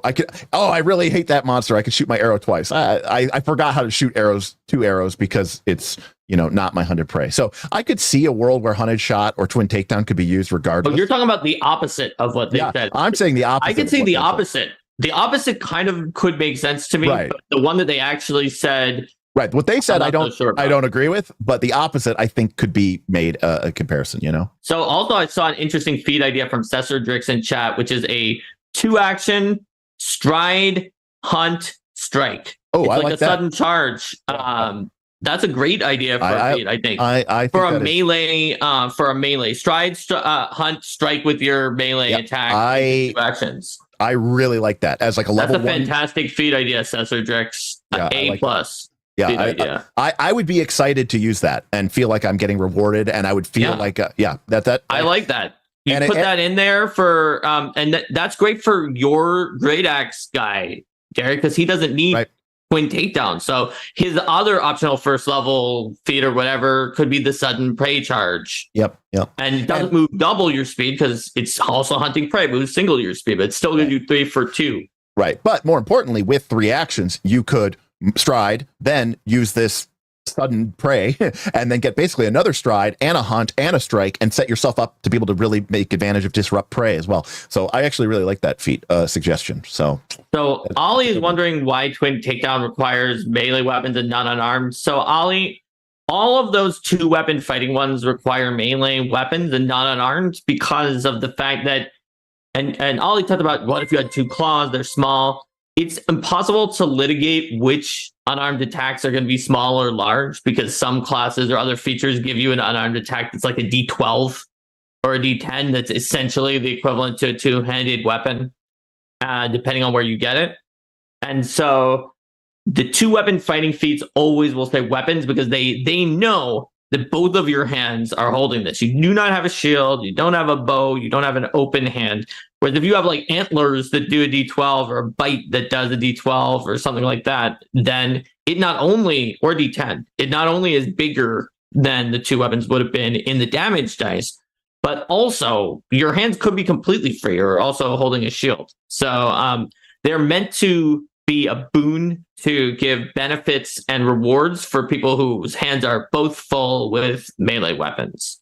I'm sure that if you wanted to, and people have actually asked me this for Battles of Ancestry's Dragons, if there could be like a homebrew version of some of those feats where it's like you specifically use the claws from the dragon ancestry that are low damage claws, and they have to be empty and you don't have a shield or anything because you've taken the Die Hard pact from the Battles of Ancestry's Dragons where you're not even allowed to use held items. And I was like, if you're not even allowed to use held items and you have to use these D4, D6 claws, the D6 claws with no held items, that's pretty similar to 2-weapon fighting. I think you would probably be okay using most 2-weapon feats in that one specific case. But the reason it doesn't exist as the general case is because there's a lot of other unarmed attacks than that. Yeah. I guess Ranger, after I read the book in order, like most people, after reading the Cat Cleric, I was like, because again, they didn't make too many charges to the Bard, but the Bard didn't need it. I thought the Bard was one of the best classes in the freaking game. Yeah, the Bard and the Cleric and the Fighter were among the most universally considered the strongest in the core rulebook. But then I personally feel like the Ranger is one of the classes that sort of lags a lot in the core rule book, the initial book, and I was a little disappointed here not to see more changes to maybe try to address that. But obviously the powers that be felt like it didn't need the update, it didn't need the fix. They even said that in their original blog article. They said the Ranger seems to be in a good spot or something. I think your opinion is somewhat unusual compared to other people who tend to consider the Ranger to be maybe not quite up to the Fighter, but a lot of people like the Fighter is just the top, but that the Ranger is solidly just below it. I mean, yeah, and I'd be happy to have somebody. That's just what some people say. I'd be happy to have somebody come onto my show or into my chat and explain to me why it is that is. I mean, again, I understand that a lot of people go, "Oh, there's this white room scenario where my level 20 ranger has hunted prey and before the fight started, and makes 6 attacks, and then they make 6 attacks with impossible flurry. Yeah, okay. It's hasted, and then they stride in. And they hasted, they stride it. Impossible flurry on the first round. You're right, and they're like, "That's the highest DPS in the game." Okay, or DPR. And now it's even higher at level 18 because they upgraded you win. You're right. Your level 18, 20 ranger in that one specific instance is fantastic. Well, I have news for you, level 20 ranger, because move over fighter using a weird disarming trick to not disarm the opponent can get more accuracy, but they still don't get 6 attacks. So right.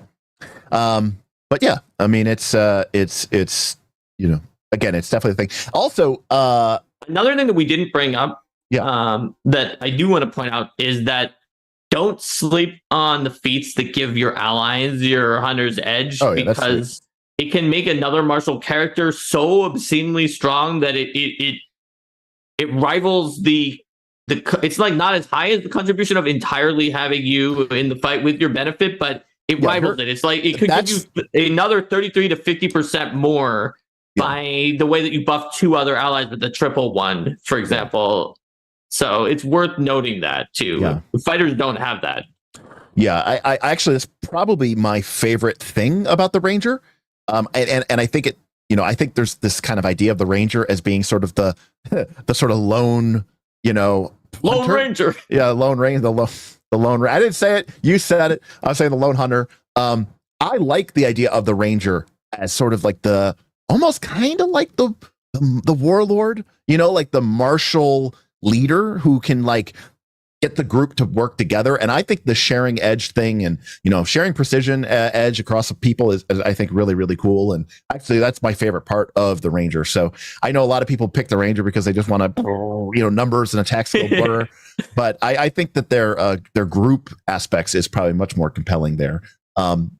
Seolith says, so the Ranger is just there to buff the fighter. Well, aren't we all just there to buff the fighter? And Nicolas said, Ranger Flurry while Inventor shares Overdrive. Yeah, but how the Barbarians share Rage too. They all share with each other, and with their 3 powers combined, the Inventor gets mad because maybe some of their actions are blocked by Rage. I'd have to check. Even though I wrote the Inventor, I don't remember if any of their actions are blocked by Rage or not. I know they have Manipulate, but I'm not sure. That was the other thing I wanted to see, right? We already have a Thaumaturge who can recall knowledge on their people using their charisma, which makes no sense. I wanted to see that Monster Hunter would basically just let you make, I don't know, a strength check, like a lore with strength check, so that you could, that makes as much sense as charisma. Okay. In order to be able to know what your monster is about, because I've had people take that feat before and it is embarrassing how bad it is because the Ranger doesn't have the right stats and skill proficiencies to be able to make use of it. So I really wanted to see that particular get better. I think the Ranger should be the martial character that is the best at knowing what their prey does. And so I think that that was a little disappointing. Maybe they could have instead gotten I have an alternate benefit for you to the strength 1. Here we go. So a rogue feat, which was actually removed, and we'll discuss tomorrow that it's been removed with no replacement, battle assessment. What if they got that? Basically use perception to recall knowledge because you're the Ranger, or a survival or something like that. It's just like, I'm watching you so closely that I've learned something about you. So real quick, again, if you have any questions, ask them in chat. Very few questions on Ranger. If we get 150 likes, which we're pretty close, we can get Derik to sing. And I changed it. If we get 4 more backers, that's it. Just 4 more backers. Any range, any level. We will get the animated Evil Eye Poppet token. So if you want an Evil Eye, and you want an animated token looking like this, or we can have the animated token of the Poppet. So you can actually play a Poppet if you want. It can be a Poppet by itself, or the Evil Eye, or both. It's up to you. Because where else will you ever get an animated Poppet? And then you forever can torture Derik if you ever play a game And with that- him. And that is what it's all about. We already There you have go. Swarmface. Swarmface We've got Swarmface. yeah, we got Swarmface. That got backed. So if we just get Yeah, we got it. people. Oh, Christopher G pointed out, I Four. forgot, even though I wrote the feat to share rage, I wrote, I think, all of the ones that share your benefit with people because I enjoy getting some teamwork benefits that they can use concentrate actions when you share your rage, which I totally blanked, even though I wrote that because, but yeah, so you're fine if your team has the Barbarian, Ranger, and Inventor, and you all share everything with each other and just go to town. Yeah. Anyways, so yeah, long story short, I like to see more, but hey, if you play a Crossbow Ranger and you're level 16, you are living the dream. Living the dream with a Crossbow Warden Ranger. Yeah, sorry. Thank you, Mark. You're so good at this. Crossbow Warden Ranger, you are living the dream. And now that you can basically get all your focus points back, you are going to be gravity weaponing like nobody's business. That's true. The one thing that's a little bit awkward about gravity weapon plus that combination is that if you actually started the fight with your weapon reloaded, you arguably You lose wanted out. to have gravity weapon cast before your first attack. Yes. And gravity weapon is clearly one of the best warden spells for a crossbow character. So it actually, that 16th level feat doesn't work as great with gravity weapon as it might seem, unless you started without it reloaded, which is already starting kind of on the back foot, I would say, in the fight. There obviously are some cool spells and other warden's abilities that you could do, like get them entangled with the entangling one Right. as your first action or as a later action, or heal your animal companion as a later action or something. Yeah, but it is a little bit, it is a little bit weird that it's a weird, almost kind of anti-synergy, that it doesn't really quite work the way that you might want it to, but well, it's fine. That is a fair point. Like, But, I wonder if it was a 2 or 3 action ability instead of what it is right now, and it said for 2 actions, cast a 1 action warden spell, and then reload and strike with your crossbow in either order. And then for 3 actions, a 2 action warden spell and reload and strike in either order. It would be a little nicer because that way you could do it with gravity weapon, because you gravity weapon, fire, and then reload for the 2 actions, something like that. And then that would even be cool thematically, right? Because the power of gravity, which your ranger can now manipulate. They are a master of crossbow and a master of gravity manipulation. The 2 fundamental forces of the universe, crossbow and gravity, are at your control. And you can gravity flip the crossbow bolt back into the crossbow. I still think you could move it down in level if it was the combined activity, because as it is right now, the main danger of it potentially, and maybe part of what's putting it at 16, I don't know, is if they ever publish a free action warden spell that's like at all worthwhile. And there are free action spells from some of the other focus spells, but it says it specifically has to be a warden spell. And if they ever did, you would be able to use that in order to basically do whatever the warden spell does, which presumably is good enough that they published it as a warden spell, and reload. Both for free, because it's a free off of a free. You see what I'm saying?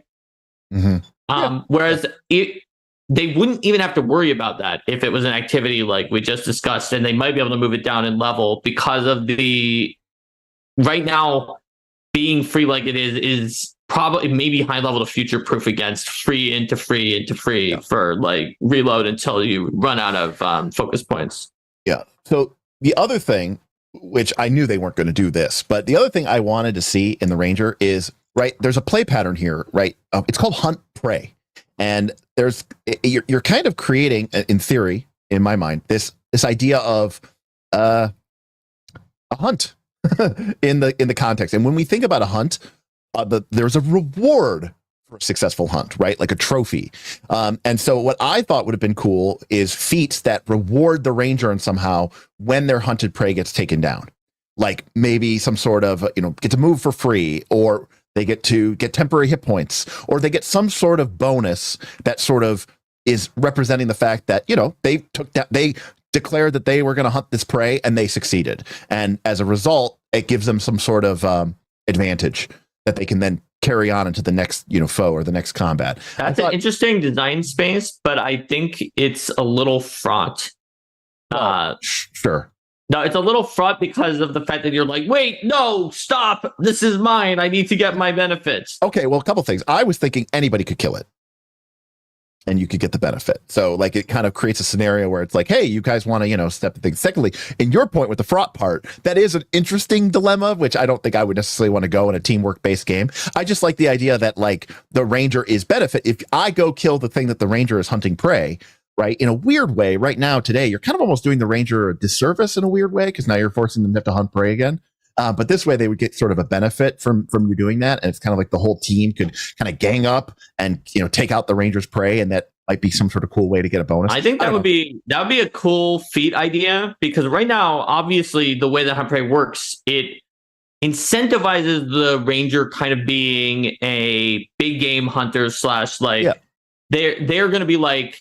They find the toughest dude in the fight, or dudette, or anybody in the fight, and they say, "You're mine," and they go after that one, because then they don't have to hunt prey that many times, and it may even be who they were already tracking because it was the main enemy potentially.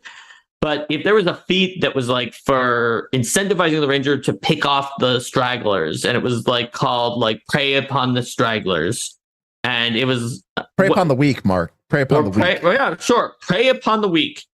And it said, like, in an encounter, when a foe that you've used hunt prey on is defeated, then you get some kind of event, and it's your only hunt prey or do something about the fact that you could have 3 and just didn't matter and you didn't lose anything. Or it's like when your last hunt prey target is defeated. That way, if you did 2 and they both get killed and there's 8 enemies, you still get it. Then take this benefit. Yeah. I think that's a cool idea. I think everything that has been discussed so far in this stream, although the best one was Cesarex's or whoever's idea about the 2-action stride while hunting and then strike with the melee attack. That one's fantastic. But all of these have been great feats that I think Rangers would love. It sounds like we need to like publish a mini supplement that's like the Ranger feats of Pathfinder Remaster Roll for Combat stream. Yeah. I mean, they, as they said before, it's just strange to me how much, again, we knew certain things of the cleric were going to change. They had to, because they relied on alignment, or they relied on but there were plenty of places where they just changed things. There were a lot of unnecessary changes. Yeah, and I was like, I like most of them by a lot. Yeah, me too. They were certainly unnecessary, but there were some pretty cool ones in there. Right, exactly. So So anyways, I was kind of like, I was kind of disappointed not to see that they kind of didn't go over all the classes with a more fine-tooth comb. But again, obviously there's people here in chat who disagree with me. I think that there is some systemic issues with the ranger related to the fact that you are basically forced into a play pattern where you have to hunt prey to be able to use your abilities. And I don't think that hunting prey feels particularly cool. And especially in a scenario where you might end up having to use it multiple times per fight, it's a lot of actions that don't really do a whole lot. Obviously, as you get very high level, yes, there's triple prey. I think that's level 20. That is level 20. But there's double prey at lower level than that. But we all know that a lot of campaigns, including published Adventure Pass, including your own Roll for Combat, end at 10.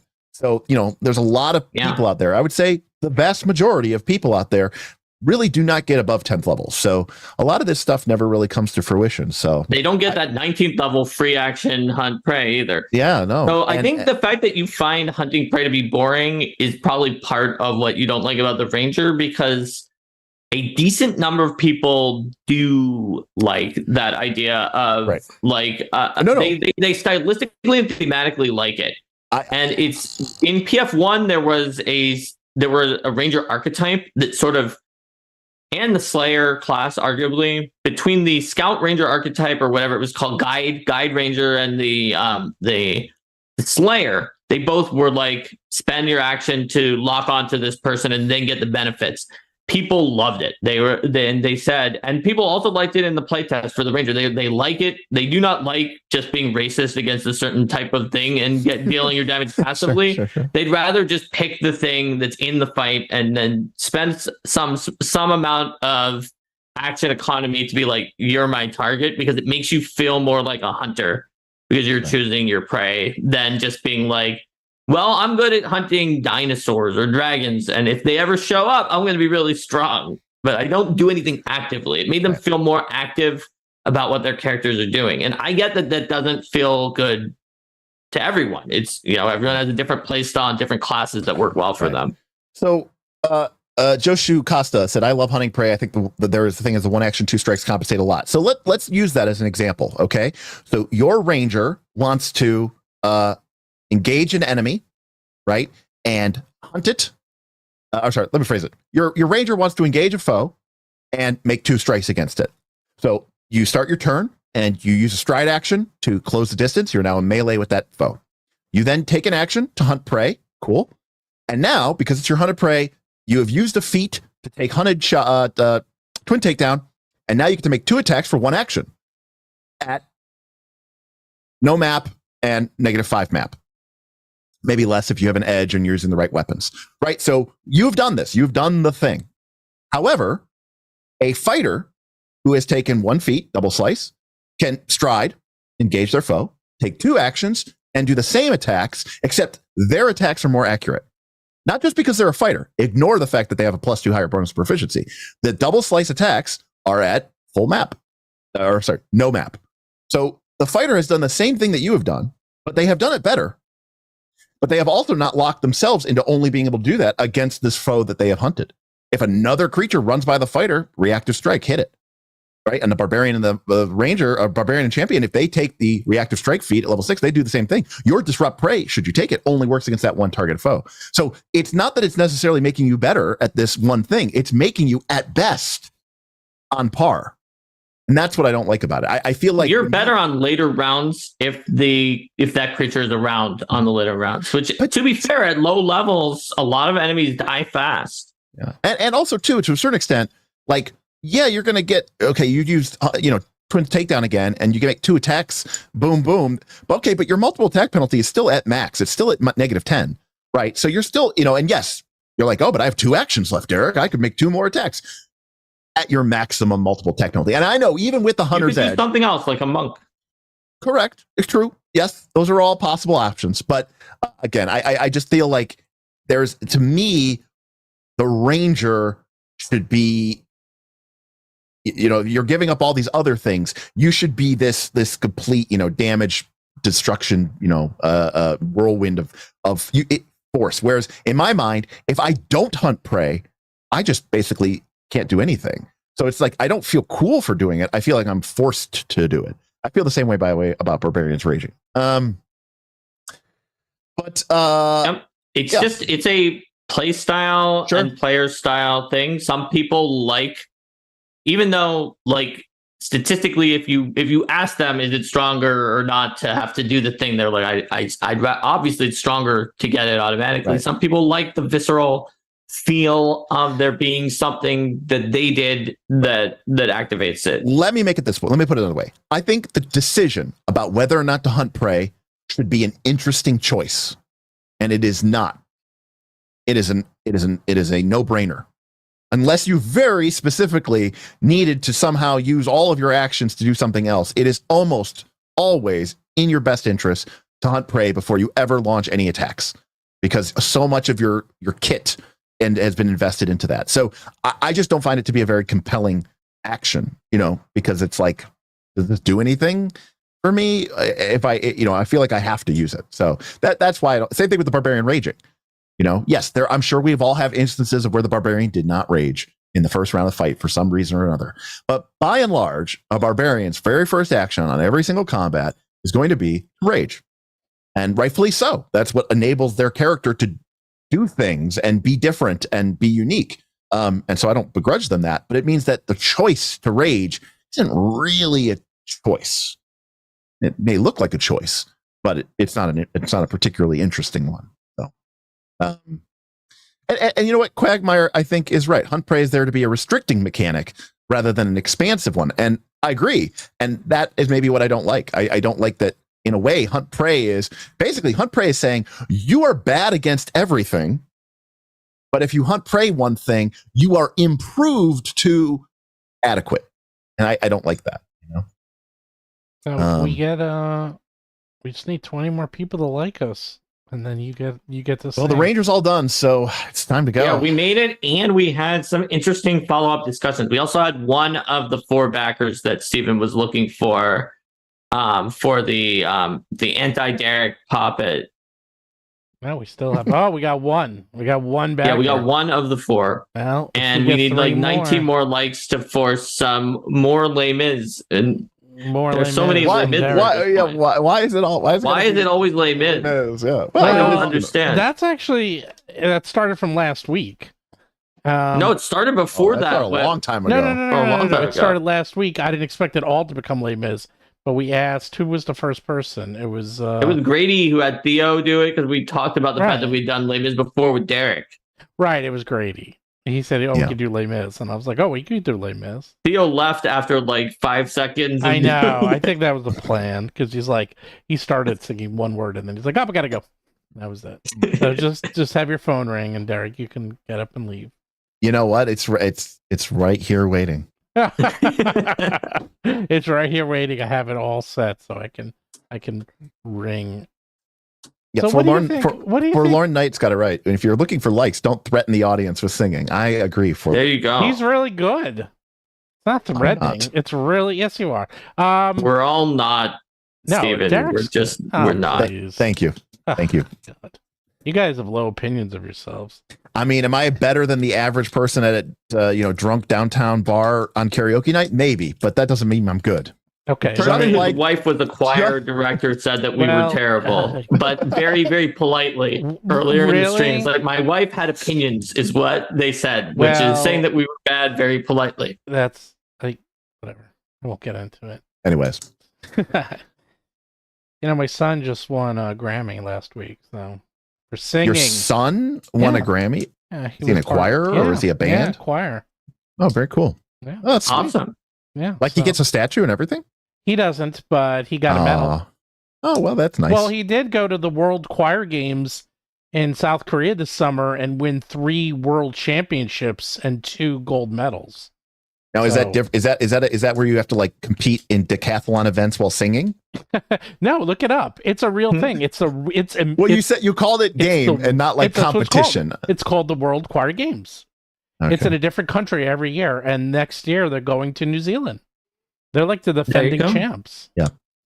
So someone asked if the archetype changed. The answer is yes, but only minimally. That it says if you gain a Warden spell through this archetype, you become trained in spell attacks and DCs, and your spell casting attribute is Wisdom, which previously you kind of had to fish out of the feats themselves, and so now it's just directly in there. It is not really a change so much as better information presentation. Yeah, and just as a quick follow-up, I see some people in chat talk about, like, why don't I feel like the Thaumaturge has the same issue? Because the Thaumaturge doesn't need to exploit weakness in order for its abilities to work. You can still use your chalice. You can still use your wand. You can still use with the palace and the vessel and the...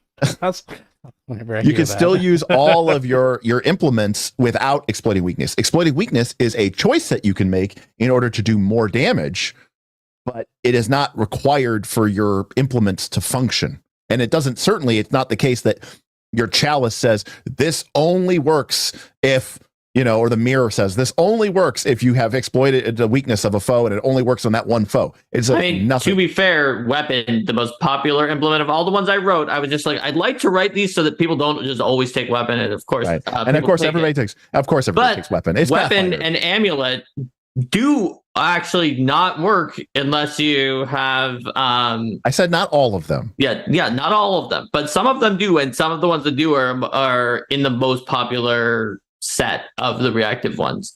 Like the reactive one that doesn't, or maybe they all do. I have to think about it. Bell changed near the end, and I can't remember what the final version was exactly, but a lot of implements do talk to that action. Not all. A lot of them don't. So it just depends on your build. So what would you like, Derik? Oh, yeah. Also, I just want to point out that exploit vulnerability also gives you the benefit of a superior recall knowledge check using your weird charisma-based lore. Yes, it does. And it also highlights their weakness, and if they don't have one, gives them one. So it's doing a lot of work. It could fail. To be fair, it could fail. You are and right. your hunt prey could not fail. Yes, you are correct. So let me ask you. Yes. Because we only need 2 more backers and 2 more likes. 2 and 2. Of the 100 classes, I believe there was over 100 classes from Pathfinder First Edition. No. What? There were not. No, how many classes were there? No, I'm talking about. Wait, what am I thinking of? Archetypes? Do you mean archetypes? Archetypes. Because there were like almost 1,000 or something crazy. Wait, Yeah, then 100 ways too small. No, how many classes were there? How many classes were there? It was like 30, maybe 40. Oh, no, I think it was a lot. Maybe I'm thinking more than 50. Then there was Let me check. Are we saying officially? Because there was I'm talking about officially. from Paizo. Right, Alchemist, Anti-Paladin, Arcanist, Barbarian. 3, 4, 5, 6. Do you count Unchained as different? 7, 8, 9, 10, 11, 12, 13, 14, 15, 16, 17. I'll do it my way. Anyways, long story short, my guess is 30. That was what I said. No, there's way more than that. Oh, fine. There are 44 if you count the Unchained as separate, and if you count them as the same, it's 40, which was the number that I said. You did say 40, so there you go. What about prestige classes? I don't count prestige classes anyways. All right, fine. Yeah, they're not. If that's the case, classes. add another something else. Add another 100, I guess. Okay, Yeah. well then here. Okay. Oh yeah, I'm looking at archives and that's going to First Edition. So of these classes, which of the ones that are missing from Pathfinder Second Edition do you wish was added in? Ooh. Well, the Blood Rager is sweet, so I just like And that I'm in looking general here. principle. We have like Arcanist, Anti-Paladin, Blood Ranger, Brawler, Cavalier. Let's see. I think that Barbarian did take some of the cool stuff that Blood Inquisitor, Rager had. The answer Mesmerus, is Ninja. Pathfinder already created the Psychic. absolute best way to handle almost all of this, which is the archetype. And so many of these things could and easily would be added to the game. And you don't need a whole new class to define it. You just need a really cool archetype. And you can make it a deep archetype, one of the ones that has 10 or whatever, 15 different feats across. There's low level feats at 2 all the way, from a dedication up to feats at level 16. And I think that, and then you could add the class even potentially, make it like a class archetype to really define it. I don't know. I just think that you might make some sort of special archetype type. I don't know. But my point is, I don't think you need a fully new class. I think it's fine to have. I think the archetype system in Pathfinder 2 is actually one of the best parts of the design. No, I agree. I think that it's very solid. Yeah. I really like the archetype design. That's something that I would say, the very prototype that became the archetype design was something from Jason Bowman, but that was pulled on to the chassis of Feats that just kind of all of us were considering together. But when Jason was talking about the pirate, which was one of his first ideas for an archetype, look, he was doing a pirate loot board game at the time. And as a way to go into multi-class, I think that he had this plan, he had this idea. It was very solid. He sent me out to implement it, and I brought it back to the team. We refined it a few times, and I think we really hit on something good that lets you feel good about what you get from the archetype while also not losing the advancement of your main class in a way that makes you feel really bad about my capstone, my other things. I'm delayed compared to where I would have been. I'm just looking. I need to go real quick. I'll be right back. Oh, he left. Look at that. He left because he saw it was at 150 and didn't want to have He's to. I gotta sing. I don't know. I always hear people asking, and I see even in chat, the Inquisitor. But the number one I see is the Slayer. Because man. Really? I haven't seen very few people ask for the Slayer. I've seen a million people ask for the Inquisitor. I love the Slayer. But the Ranger does everything that the Slayer did. Slayer was awesome. I don't know. There was something about the Slayer. It was just fun. What does it bring to the table that the Ranger in PF2 doesn't? I don't know. do? I never played characters, but the few times I played Slayers, they were fun. I guess I don't know. I guess I'd have to try it out to see. But I don't know. Everyone's playing monks and sorcerers in all my games. That's the one I know better than any. Like that. Those are the ones because I see them constantly. We did get a super chat. Should the variant-free archetype just be given? Is it almost that way now? So I'll answer this by saying when I first discovered free archetype, I was like, oh my god, this is the best thing ever, and of course you should use it. And I have even videos on my channel that say that. And now I don't feel that way. I actually feel that free archetype it just gives you too much, and it muddles up your character, and it makes the choices that you're making not as compelling because there's no cost to them. You just get them for free. So I would say this: if you're going to use free archetype, this would be my state. Use free archetype if you have a campaign that has a very specific theme and you really want to reinforce that by with a list of curated, GM curated archetypes, or allow free archetype, but don't allow people to take multi-class archetype dedications with the free archetype. Ooh, I definitely hit a hot spot here because everyone's super chat. I got a whole bunch of people there. Everyone's got their opinions. Fagan Nickerson wonders whatever became of the archetype style design guide that I said I wrote at Paizo. It's an internal guide for PF1. Internal guide that I created too little too late near the end of Pathfinder First Edition. Much of the damage from archetypes that were not considering those points had already been done by that point to the system. But it's internal, so it's not available for anybody else. Karuma Ju Setu said, I used to be a skald. Let me have my rage song. Skald was cool.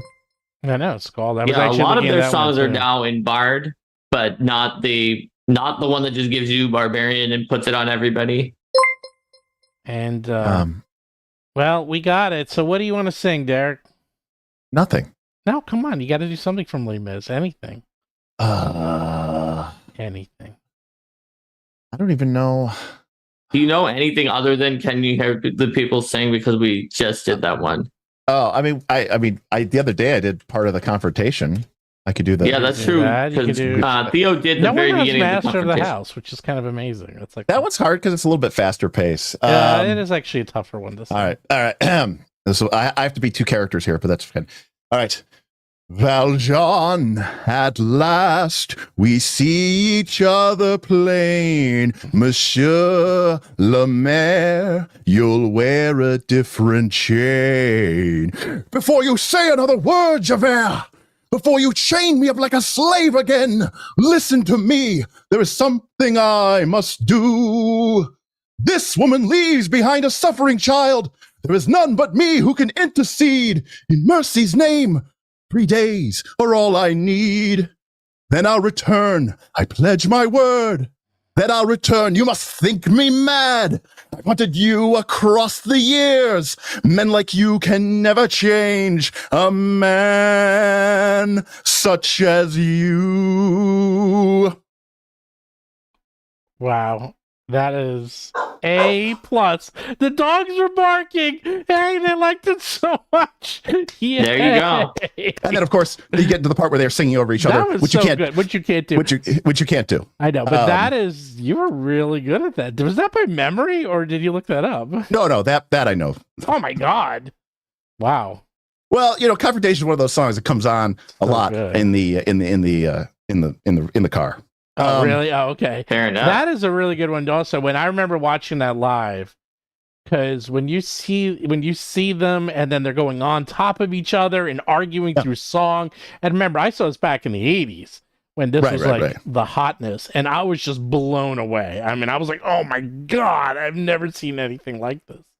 Yeah, I love Les Mis. I've said it 1,000 times. Yeah, no, it's a fantastic. I mean, the story is muddled and confusing, and it's difficult to follow what's going on at all the times. But the songs are really good, so it's fine. Well, what's his name? Hamilton fame. You know what I'm talking about. No, that's a musical. John, sure I could. Well, he said that was his inspiration was Les Mis, and I completely agree. It's like, yeah. And then when when Hamilton came out, Les Mis was playing across the street, which was kind of Yeah. weird. Now that is probably a musical that I could probably sing from start to finish and not need any of the lyrics. But Hamilton, so Hamilton. I've probably heard that hundreds How many of times times. have you seen it? I've seen it twice, but never in New York. I've seen it 5 times. Wow. And I've Wow, been- that's and a lot of times. Well, I and don't I've think been I've on- seen anything 5 times. And I've been on stage once. Oh wow. Well, my friend was because the guy was the king, was in it. Have I seen any show 5 times? I Well, may have I'll seen. tell you I what. may have seen Phantom 4 times. Well, I my don't think I've daughter's seen Phantom. it 4 with me.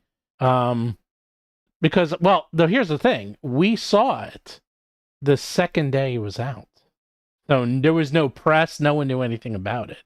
So we're just like, "What is this? Let's just show up," and we go, and then I'm like, "What is going on?" I'm like, "What is?" I was blown away. It was mind-boggling, and then, and then I had to see it with my daughter. I got tickets to see with her and me, or her and I, or I and her, whatever.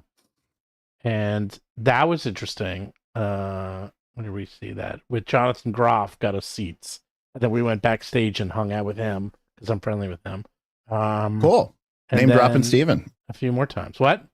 I said name dropping Steven. Hey man, well Jonathan Groff was the best one. Actually it was bad because he got all the press and he was in the show for 9 minutes. like 5. He's got 2 songs. I know. I said to him, what do you do? He's like, I take a nap. Yeah, that's great. I get something to eat. I was like, I show up, I'm the king, I go get something to eat, I take a nap, and I come back and I do the end. He's playing the system. Yeah. I'm curious to see. I got to admit, even I'm kind of curious to see what Ronald has to say on Friday, because I don't think they really super changed a whole lot of things to the GM core, but I am interested to see. They changed more than it seemed. There's a lot that got cut. Okay. That just isn't in there anymore. Yeah. But a lot of the sections that are still there are the same. Yeah. Well, like I said, Ronald's the new GOAT. So Well, look at that. If we get 2 more, we just need 2 more backers. That's it. I can't even get 2 more backers. Yeah, that is true. I mean, we're getting off topic, Quagmire, but yes, I saw a lot of people kind of being like, "Oh man, there's no NPC codex." That was kind of a disappointment. Yeah, that was one of the things that got removed. We'll be talking about that on Friday. Why give something away when you could sell it to them later, Quagmire? Well, it's not Come even on. that. Who do you think they are? Do you think they're roll for combat who just give away all their stuff all the time and keep adding Even more and just more? coming up with more and more things to add to it. Every Every no time- one wants it though. No one. I mean, 2 people. They- 2 people you know, can't But buy a it. lot of people wanted it the It's last not. 2 times. I So know. You failed to take into account just how much I your guess existing people audience hate- has already hate- signed up. That Yes. too. That too. no, that's true. I was telling Steven that. I was just like, you've given such enticing pitches in the other I ones. guess I think at everyone some already point, signed up. everybody who's in there is going to have signed up. I know. I guess I have everyone already. Well, I'll have But to figure something else out then. Anyways, I think it'll be interesting. It'll be curious to see. I don't know how the game goes from this. I mean, like, there's a lot of little changes, and even from like saying off guard instead of flat. But I've been saying flat footed since 2000. Yeah, it's like hard. that is really hard. Oh, I no, didn't. I'll never I stop didn't saying write that. down any of the times that off guard was there instead of flat-footed, or any time that there was a terminology change. I didn't note it when I made all of my notes. I did note removing the divination trait because that could matter to somebody. Did Paizo release an official sort of change No. log? Not yet. No, I would no. expect that they will once the book is actually out, Okay. because it would be a little odd not to, compared to their past conversions and things, and that will certainly be helpful to everyone once it is released, but it's not out yet. It would definitely be Um, helpful. Touch AC. yeah. Oh, Touch AC was terrible. I love Touch AC. Oh, Touch AC was awful. Touch But AC the It was idea of awful. Touch That was AC awful. The idea of Touch AC was an interesting idea, and like the Pathfinder playtest Touch AC was fine, but Touch AC in PF1 was like abominable because it just was often like Abominable. so. Wow, That was there you abominable. go. What's that? It was so far below the regular AC that you might as well just ridiculous. not It would even be be rolling there in was most no cases. point. It was like your AC is 38 or 48. You know what? 10, You are right. 10. You are right. You are right. 4th edition solved this by making touch AC basically into reflex defense, and then you just target it. Yeah, Well, that's that great. would work. Yeah, That works. No, That's how many totally times I good. see touch AC 10? And it's the like TAC in 48, PF1 52. 10. or the energy AC in Starfinder are both fine. Yeah. But the one where it's like 8 or 52 for regular AC, it's just bad because it, against the majority of creatures in PF1, not the weird ones that actually have a high touch AC, you're winding up saying you're doing this roll, which you can make trade-offs to, like take a penalty to get extra damage or something like that. But that your roll is stacked so that you basically succeed no matter what. But and it throws everything off. Also remember that 3rd edition D&D and vis-a-vis Pathfinder 1 were, in my opinion, actually like the most heavy simulationist version of D&D that we've ever had. Like, they were trying to represent the fact that, if all you're trying to do is just touch this massive creature, yeah, it is really easy. They weren't thinking about the game implications of it. They weren't thinking about whether the balance was going to be all off. They were just thinking, hey, this gigantic hulking creature, if all you need to do is touch it, then yeah, that's not a difficult thing to do. So here, by the way, 2 things. One, I want to answer. I'll answer the super chat because I actually have a thing on that. Finally. Okay. There's a quest here. And Bernardo said, comment my favorite change in the Kermit voice. It would make my day. Yes, that's what I was going to say.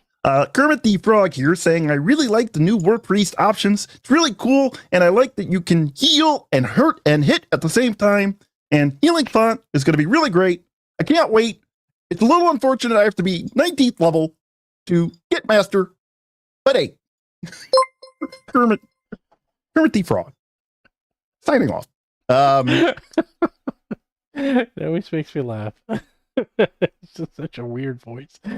So did they remove the OGL from the book? Yes. And not only did they remove OGL, but here's the weird thing. So as someone who has to do the layout and read through the OGL every single freaking time and edit it, because well, I do, I find it weird because the orc is like one sentence. That's it.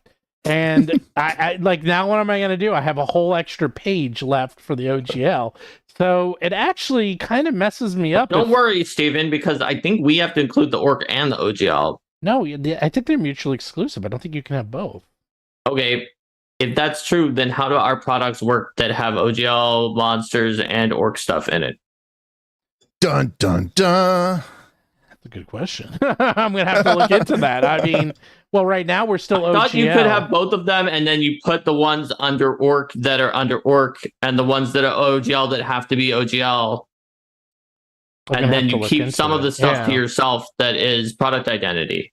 Well, product identity is the easy because that's... because that's not being given out to anybody else anywhere. See, to me, it's not as important. As long as product identity is protected, that's all that matters. And that we protect, so that's fine. I don't know. Go talk to your lawyers and make sure we have that license thing figured out, Steve. Well, we're not up to it yet. I mean, now it's... I know, we're not. But, we're getting there. We're getting there. It's something I'll figure out. And I'll look at it. And also, it's, the easy way is you look and see how other people are doing it. But unfortunately, we're all kind of in the same boat. Yeah. And if there's anyone who should figure this out, it's kind of me. So I'm curious. Now you got me looking. Here it is. Let's see. The orc license. Actually, the orc license is a little longer. It's, let's see. I'm looking at it here. It has the same copyright. I already did that. Reserved material. I'm already doing that. Expressively designed and licensed material. That's interesting. So if you're licensing or using other material from you're other not giving sources, people Star Wars if you have I'm Star not Wars. doing that. Copyright, which is standard. This actually is pretty much the exact. Well, what they did is that they put the license in a URL. That's why this is not taking up a full page. So the license. That's what they did. Right. They put the license, which is long. It's actually much longer than the It is longer. It gives more specificity so people can be confident it won't be revoked later on. Yeah. So The orc is I mean, we're still using OGL. I mean, we haven't put out anything that would require orc yet. So, but I'll make sure I'd look into it. Yeah, let me know, because I was assuming that we're going to be doing your we'll Legends and the Remaster. Yeah, we'll do both. Probably. Yeah. There we go. There you go. Well, good question, everybody. We still need the OGL for 5, anyhow, for 5th edition. Yeah, we need the OGL in the 5 version, and for anything that like is from an OGL monster, right? Like some of our demons are OGL demons. Yeah, like we need it no matter what. But here's the thing that's going to be interesting. Next year, in which case they're going to get rid of OGL, because we all know that when 6th edition comes out. Are we sure that they are? I feel like they got backlash so hard that they've learned their lesson. No, they are. They're going to get rid of that. No, they're going to get rid of it for 6th edition. They're going to just Are they though? Why wouldn't they? Because of how much everybody lost their shit the last time? Yeah, but now they're saying it's not a new edition. Yeah, but I'm saying it's the same edition. They can do whatever they want for a new edition. Of course they could do whatever. Yeah, but they've now rebranded their new edition to not be a new edition. And right? Do you think they're going to make the GSL mistake after what has happened? Yes, I actually do. I actually do think they are. Because you think they're going to do it again? Really? I don't think they will. And if they were going to do it, they certainly aren't going to do it now after the huge outcry of displeasure spearheaded by certain people on the internet. Well, so hold on though, because Steven's known for his accurate predictions of what like the executives are going to do. So, Steven, are you putting your prediction ability on the line here by saying that they're going to try to, or they're going to not try, they'll succeed. They're going to succeed to revoke the OGL from the 2024 OGL 1.0A is already out, so that one's done. I think they're going to come out with not an orc, not an OGL. I don't know what the hell we'll call it. Not a GSL. Walled garden license. Perfect. WGL. WGL. Walled garden license. They're going to come out with the WGL, which will be protective of everything WotC is doing and everything WotC is coming out with. And you will be able to have limited ability to use WotC's game, but it's going to be much more restrictive if you want to touch anything WotC related. So in other words, right now, what they've been doing is that they have their, quote, WotC protected products. That's things like Mind Flayers. That's things like Beholders. I would even say Drow in a way now. It's like they have certain things that they protect, and it's owned by them. It's their copyright. It's their thing.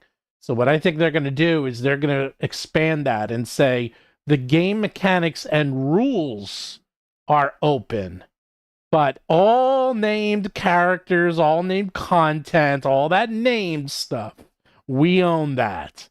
We own it. Like, you can use certain aspects.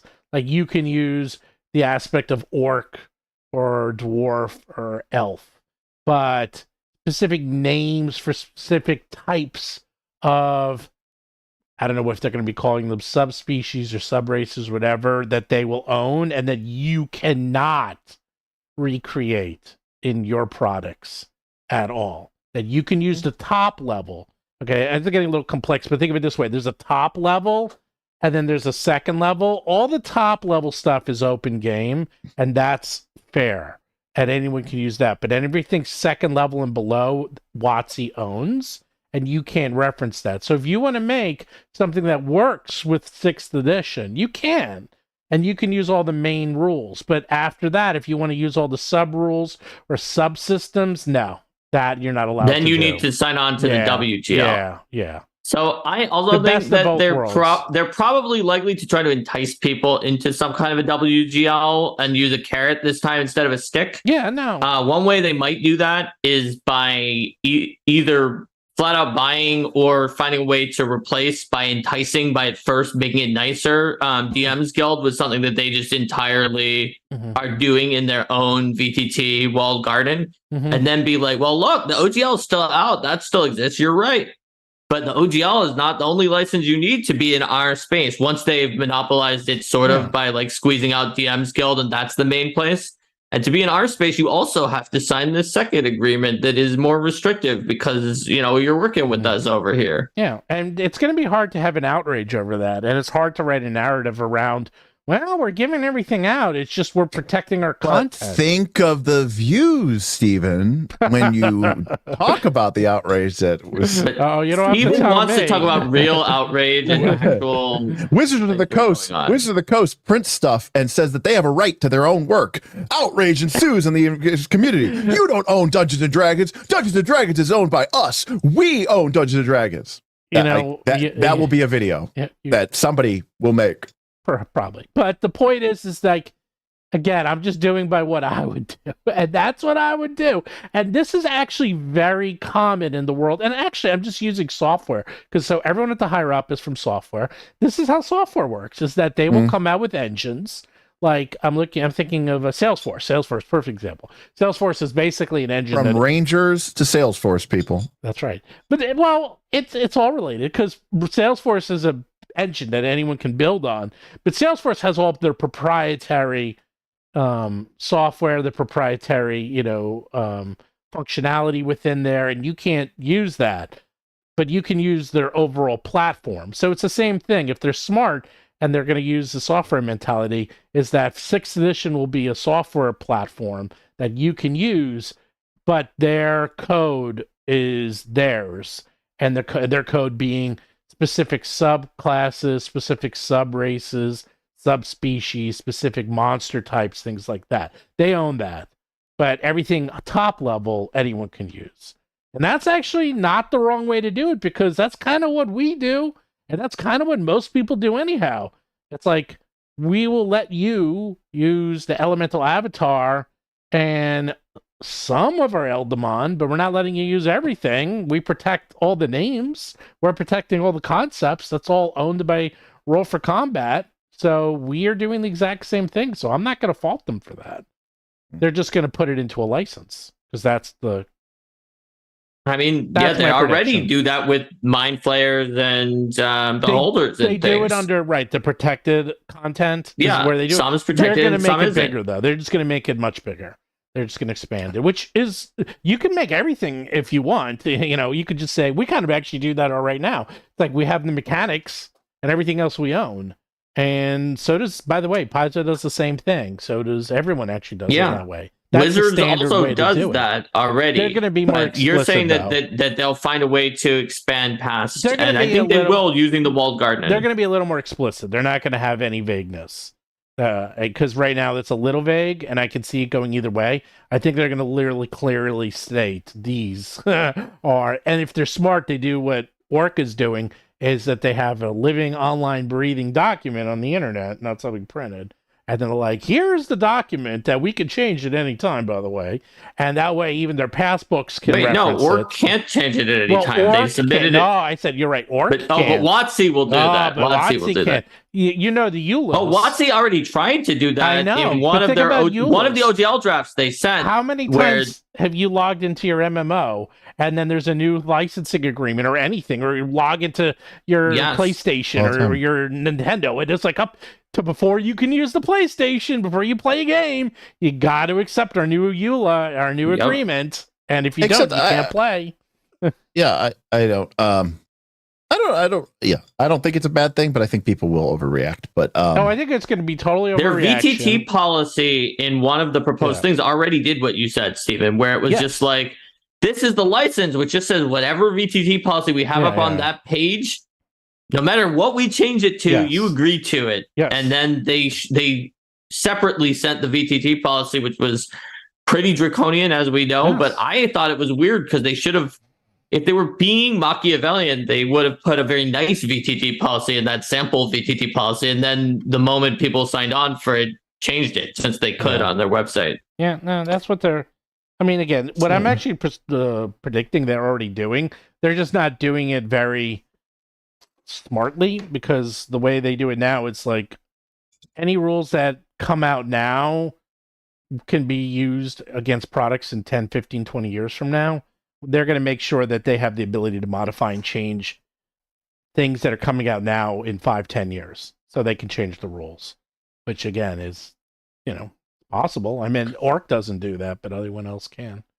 So I guess we can't get two more people. There we go. That's it. Yeah, I that's guess it. No more We made it through the Ranger. No poppets. Oh, well. All right. No one Well, wanted I can't- poppets. Well, Derik will be pleased. I can't. That is true. This is a win. This is a win for me. It's a loss for RC, but it's a win for Derik. Well, Real quick, Derik. remind me again.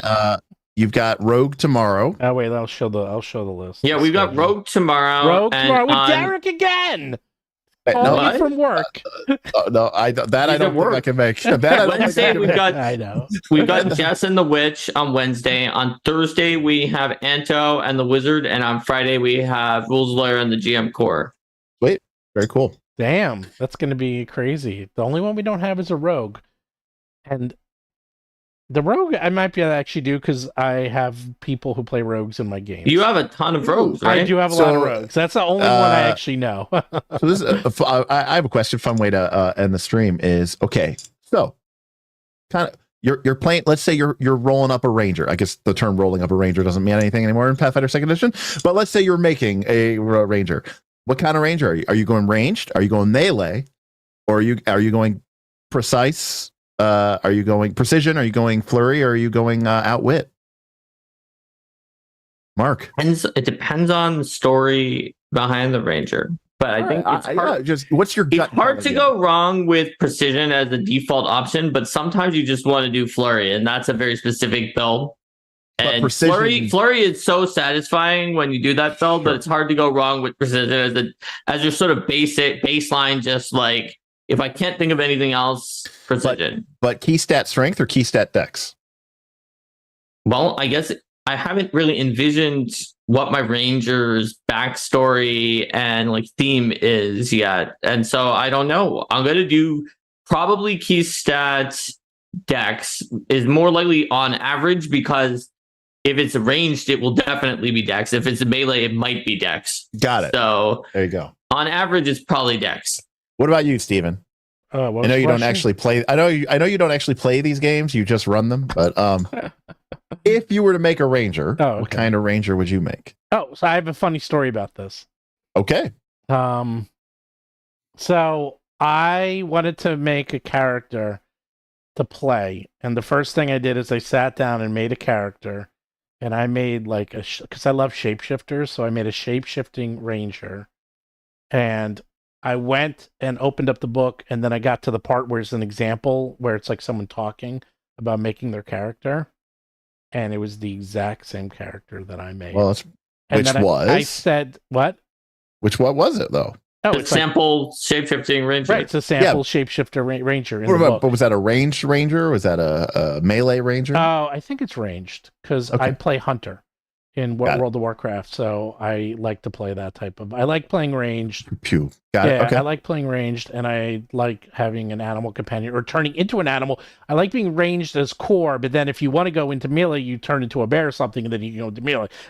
But core being ranged because you can't be ranged when you turn into something, but you can turn into something and become melee. So this way, the best of both worlds. Right. Anyhow, so like, right. Bow ranger that can turn into a bear and then close in melee. Exactly. I like it. Right. So you get the best of both worlds. Anyhow, I looked at it and I realized, crap, I can't be this because everyone's going to think I copied it from the book. Because it's exactly the same. Even the scores were the same. Everything was the same. I was like, damn it. Well, there goes my idea for a character. And that's why I never play characters. That's it. There you go. I came up with one character idea, and it was taken. So fun story. When I was at Gen Con 2019, I had kind of, we weren't really playing D20. Like again, after we bounced off of 5e, we got really into Pathfinder First Edition because we were playing Fourth Edition, obviously, and then Fifth Edition came out, and Pathfinder came out while Fourth Edition was out, but we were playing Fourth Edition. 5th edition came out. We all bought it. We played it for like a few months, and we were kind of like, this isn't it for us.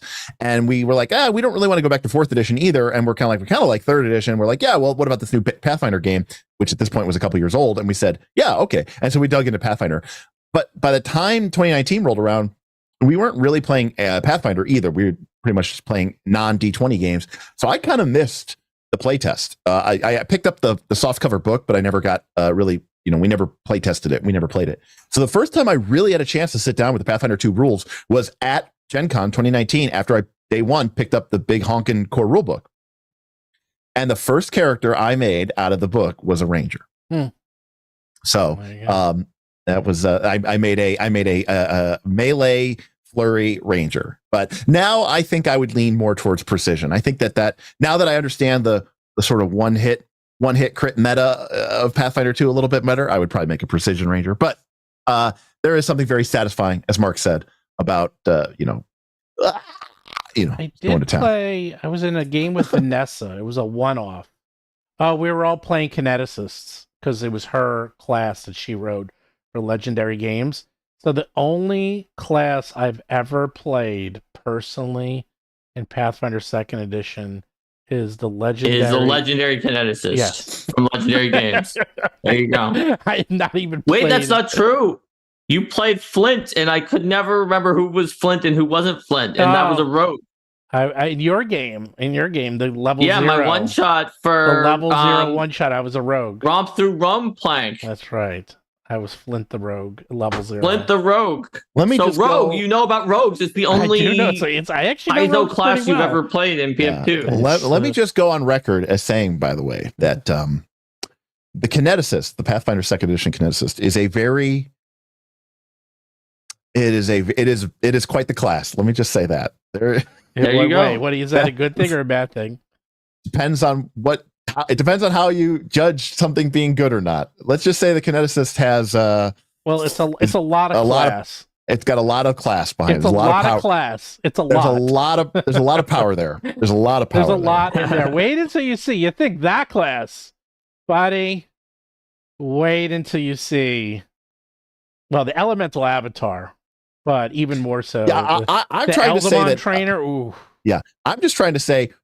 Even if you respect the math is tight, you may also want to maybe stay away. You might like it might be better if the Eldamon trainer or the Element Avatar is maybe a little bit weaker. The kineticist, I would definitely say the kineticist is very strong. I would say that if you were talking, Derek, specifically about like some of the impulses that look like that may need errata about like automatically stopping people from approaching you no matter what they roll on their D20, or you're talking about specifically that fire combo that does gobsmacking amounts of damage at will at level 20 by taking the 2 correct level 18 feats. Yep. The elemental avatar not only cannot stand up to like the most cracked kineticist combo at that level, but also has to eventually recharge, whereas the kineticist can keep doing it. Correct, right. But before that point, or if you're using like air kineticist, air kineticist has drastically better utility than the elemental air avatar, but the air avatar will do much more damage than the air kineticist. That's cool. If you're not doing one of those big combo power builds that you're probably... I know based on like your community and the way that you look at things that when you think of the kineticist class, right, everything else falls away, and only those few power builds are like, this is what the class is. It is these few power builds. But Steven is both right in that like the elemental avatar on average has less utility and more damage than like an average kineticist build that just kind of picks things that look cool.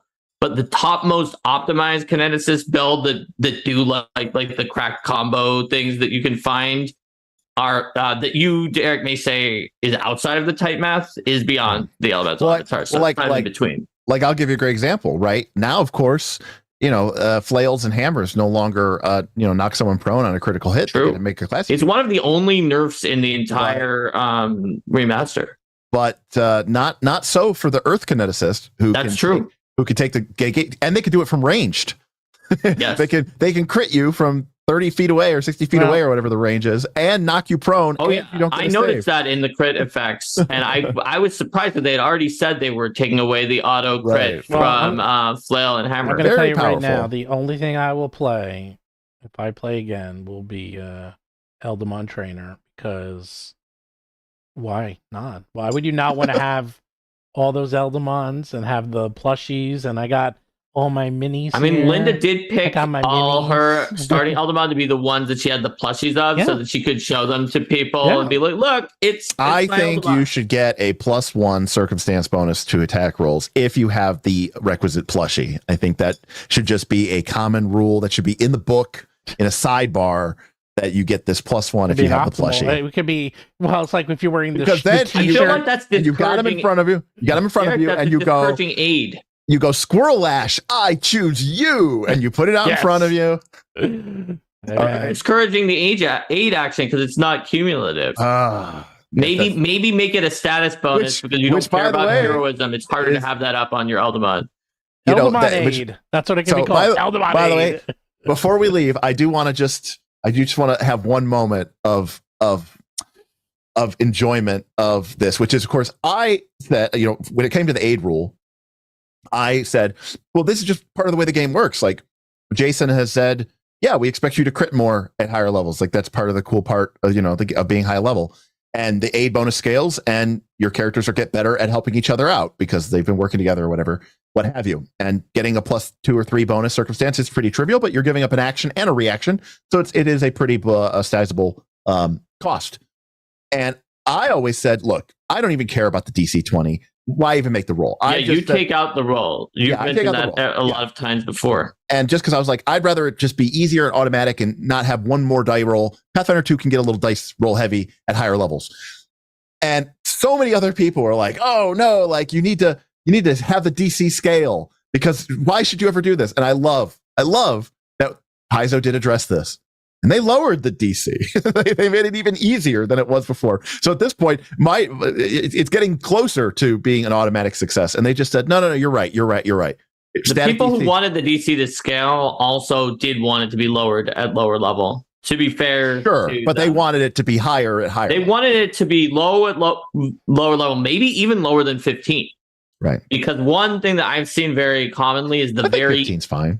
Is the very easy DC for the level, which would be 10 at level 1, but would scale up to, I think, 35 at level 20. Right. Which is super easy to hit. And if you actually care about the skill at all, it's pretty easy to crit. Right. But it means that if you're just literally doing nothing, right, that you're not always going to crit it. The thing that always made it weird to me is the game is replete with non-scaling static DCs, like catching yourself from when you're flying, from arresting a fall, I think it's called. That's against a static. Yeah, it's just a static position though. Whereas when you're aiding, it's not against it. Like if you're aiding me we're both level 20. And we're both higher level, so it's harder to aid you. No. When you're aiding me at level 20 to hit a dire rat or a mindless zombie, it potentially could be different when you're aiding me. We're still level 20 to fight Tree Razor. Right. Sure. You know what? It says the GM can change it in the rules still. It said it before, it says it still, but it gives no guidance on when you would do that. I should add, by the way, that my main reason for doing this has less to do with the math and more to do with the fact that when it is another player's turn, I don't like other people at the table to be rolling dice. I'm very cognizant of, I want this to be this person's time to shine. I want the people to be focused on their die rolls, their D20 rolls. I don't want to stop Steven so that we can go pay attention to Mark and see whether his D20 roll is going to give Steven a +2 or not. So you're against opportune backstab for giving someone else a D20 roll during their ally's turn? I don't like attack of opportunity in any game. I'm okay with it. I just feel like if I was making a D20 game, it would be automatic damage. It would be I don't want that D20 roll to exist. I'm okay with it. I like reactions. This is where I like reactions. I just want them to be as quick as humanly possible. If it's someone else's turn and now my rogue is attacking and they're hitting and they're rolling damage and they're rolling all their precision damage, and it's I'm eating up that person, and it's in the middle of that person's turn, I do view that it's very powerful. It's very powerful, and you should do it if you care about crushing your enemies and seeing them driven before you. But I do find it is not a play pattern that I like. Yeah. So Fair enough. All right, so tonight you have something. What's your thing on tonight, Derik?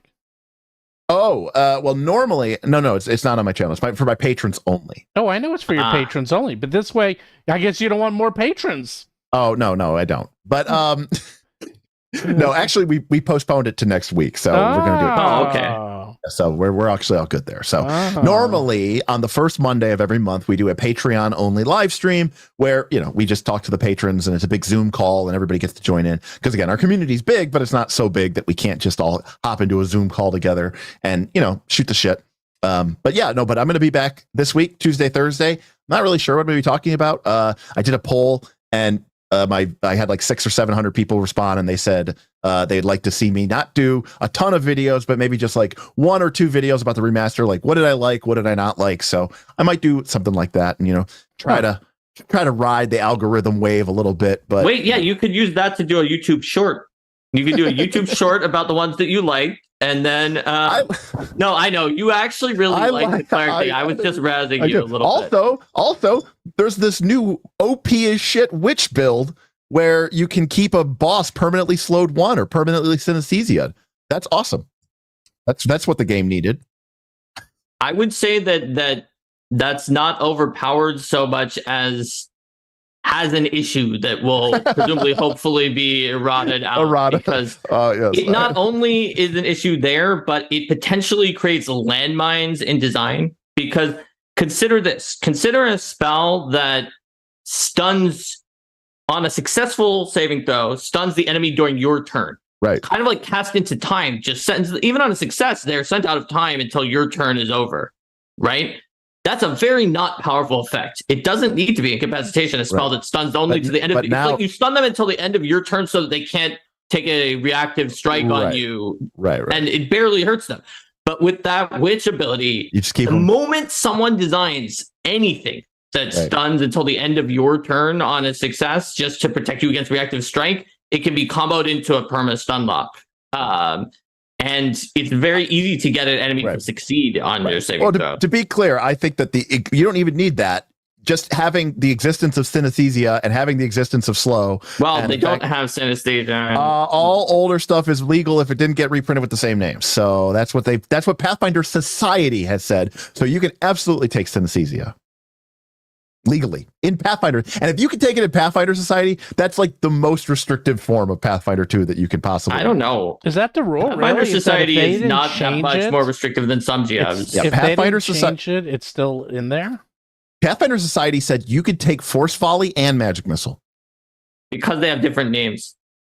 Yeah, like you. Derik, yep. I'm going to once again, just like I counter predicted Steven there, I'm going to counter predict you on this, Derik. Oh, my guess is I think it will get errata. No, no. It's not about the errata. It's actually about whether Pathfinder Society will be the most restrictive. My guess is that within a year and a half, that most tables of Remaster will be more restrictive than Pathfinder Society about using things that they will not allow as many of the spells that did not have a name change, like allowing Produce Flame and Ignition at the same time, whereas Pathfinder Society does. That's my guess. Yeah, I mean, I'm just saying, but to be clear, there's really no reason that you would need Force Minister. Oh yeah, I know. I'm just saying that you were saying Pathfinder Society is the most restrictive. But I'm at least my GM that I'm playing Hell's Rebels with is more restrictive than Pathfinder Society. Right. I think the more interesting thing are the spells that did not get renamed or reprinted. Yes. Right. Yes. Or feats to that matter too. Yeah, like the one we talked about today, targeting strike. Right. It's just gone. So So again, per Paizo's, this is not a new edition. This is errata plus. Right. I would say that by their own admission and admonition, that synesthesia is still totally a legal spell to take. So, but with that, regardless, you're still slow. And sure. And you cast it on the boss, and now they're slowed 1 because they passed their save. And then, you use your familiar ability to just keep them slowed 1 for the rest of the combat. Yep. And there are already effects that can blind for a very brief time on a successful save. So, like, it's really likely that there will eventually be an effect, unless there's like a design note being like, we care about this witch ability, but nothing else. So we're keeping it, and we're going to send it out to every freelancer. Do not make something that only stuns until the end of your turn, even though it sounds reasonable, and it is. But with this one witch thing, you instantly win. Right. So although the witch did not go in the direction that I would want it to have gone, it does appear that they made some pretty nice, substantial quality of life improvements. But I understand that you're getting to the witch later in the week. But yeah, we're getting to it later, and there's so many cool things in that witch that aren't the one thing that everybody's talking about that I don't even want to spend time in the witch, which is why I'm willing to talk to you about it now. Because I'm hoping we can just mention that everybody's been talking about that one and talk about how awesome and cool and flavorful and fun and still powerful, but not nearly as much as that one, all the other patrons are than the one that everyone is talking about. Because I wouldn't even say overpowered. I would say like just a little bit. No, like there's powerful, there's being overpowered, then there's just being a little bit like not jiving in a way that causes issues potentially with future stuff, with past stuff, and with current stuff. Yeah. And that's not about power so much as like something being overpowered might be it does 10% too much damage, whereas this is in a different plane where it's just like it has a chance it will ruin your entire game. It's a whole new effect. It won't do anything problematic at all, and it just depends on weird other situations of what else you use it with. Juho made a good point. Said, I think a lot of groups are using VTTs or at least Nethys and will transfer over to the remaster pretty fast. I will say this. Yeah. The first time Foundry updates and someone goes in to make a brand new witch character, and if synesthesia isn't in the spell compendium because they took it out because it's not in there anymore, then no one will ever take synesthesia again. If it's not in the compendium, they won't take it, because basically if you have to manually type in your spell, they're gonna be like, no, I'll just take something else.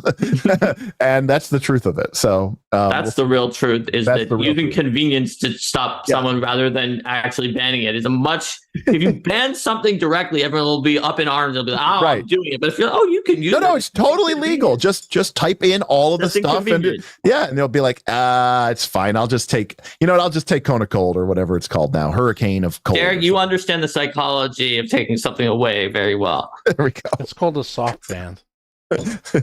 Yes. But yeah. All right. I gotta go give my dogs dinner. Bye, everybody. See you tomorrow with Rogue. Or something. Take care, everybody.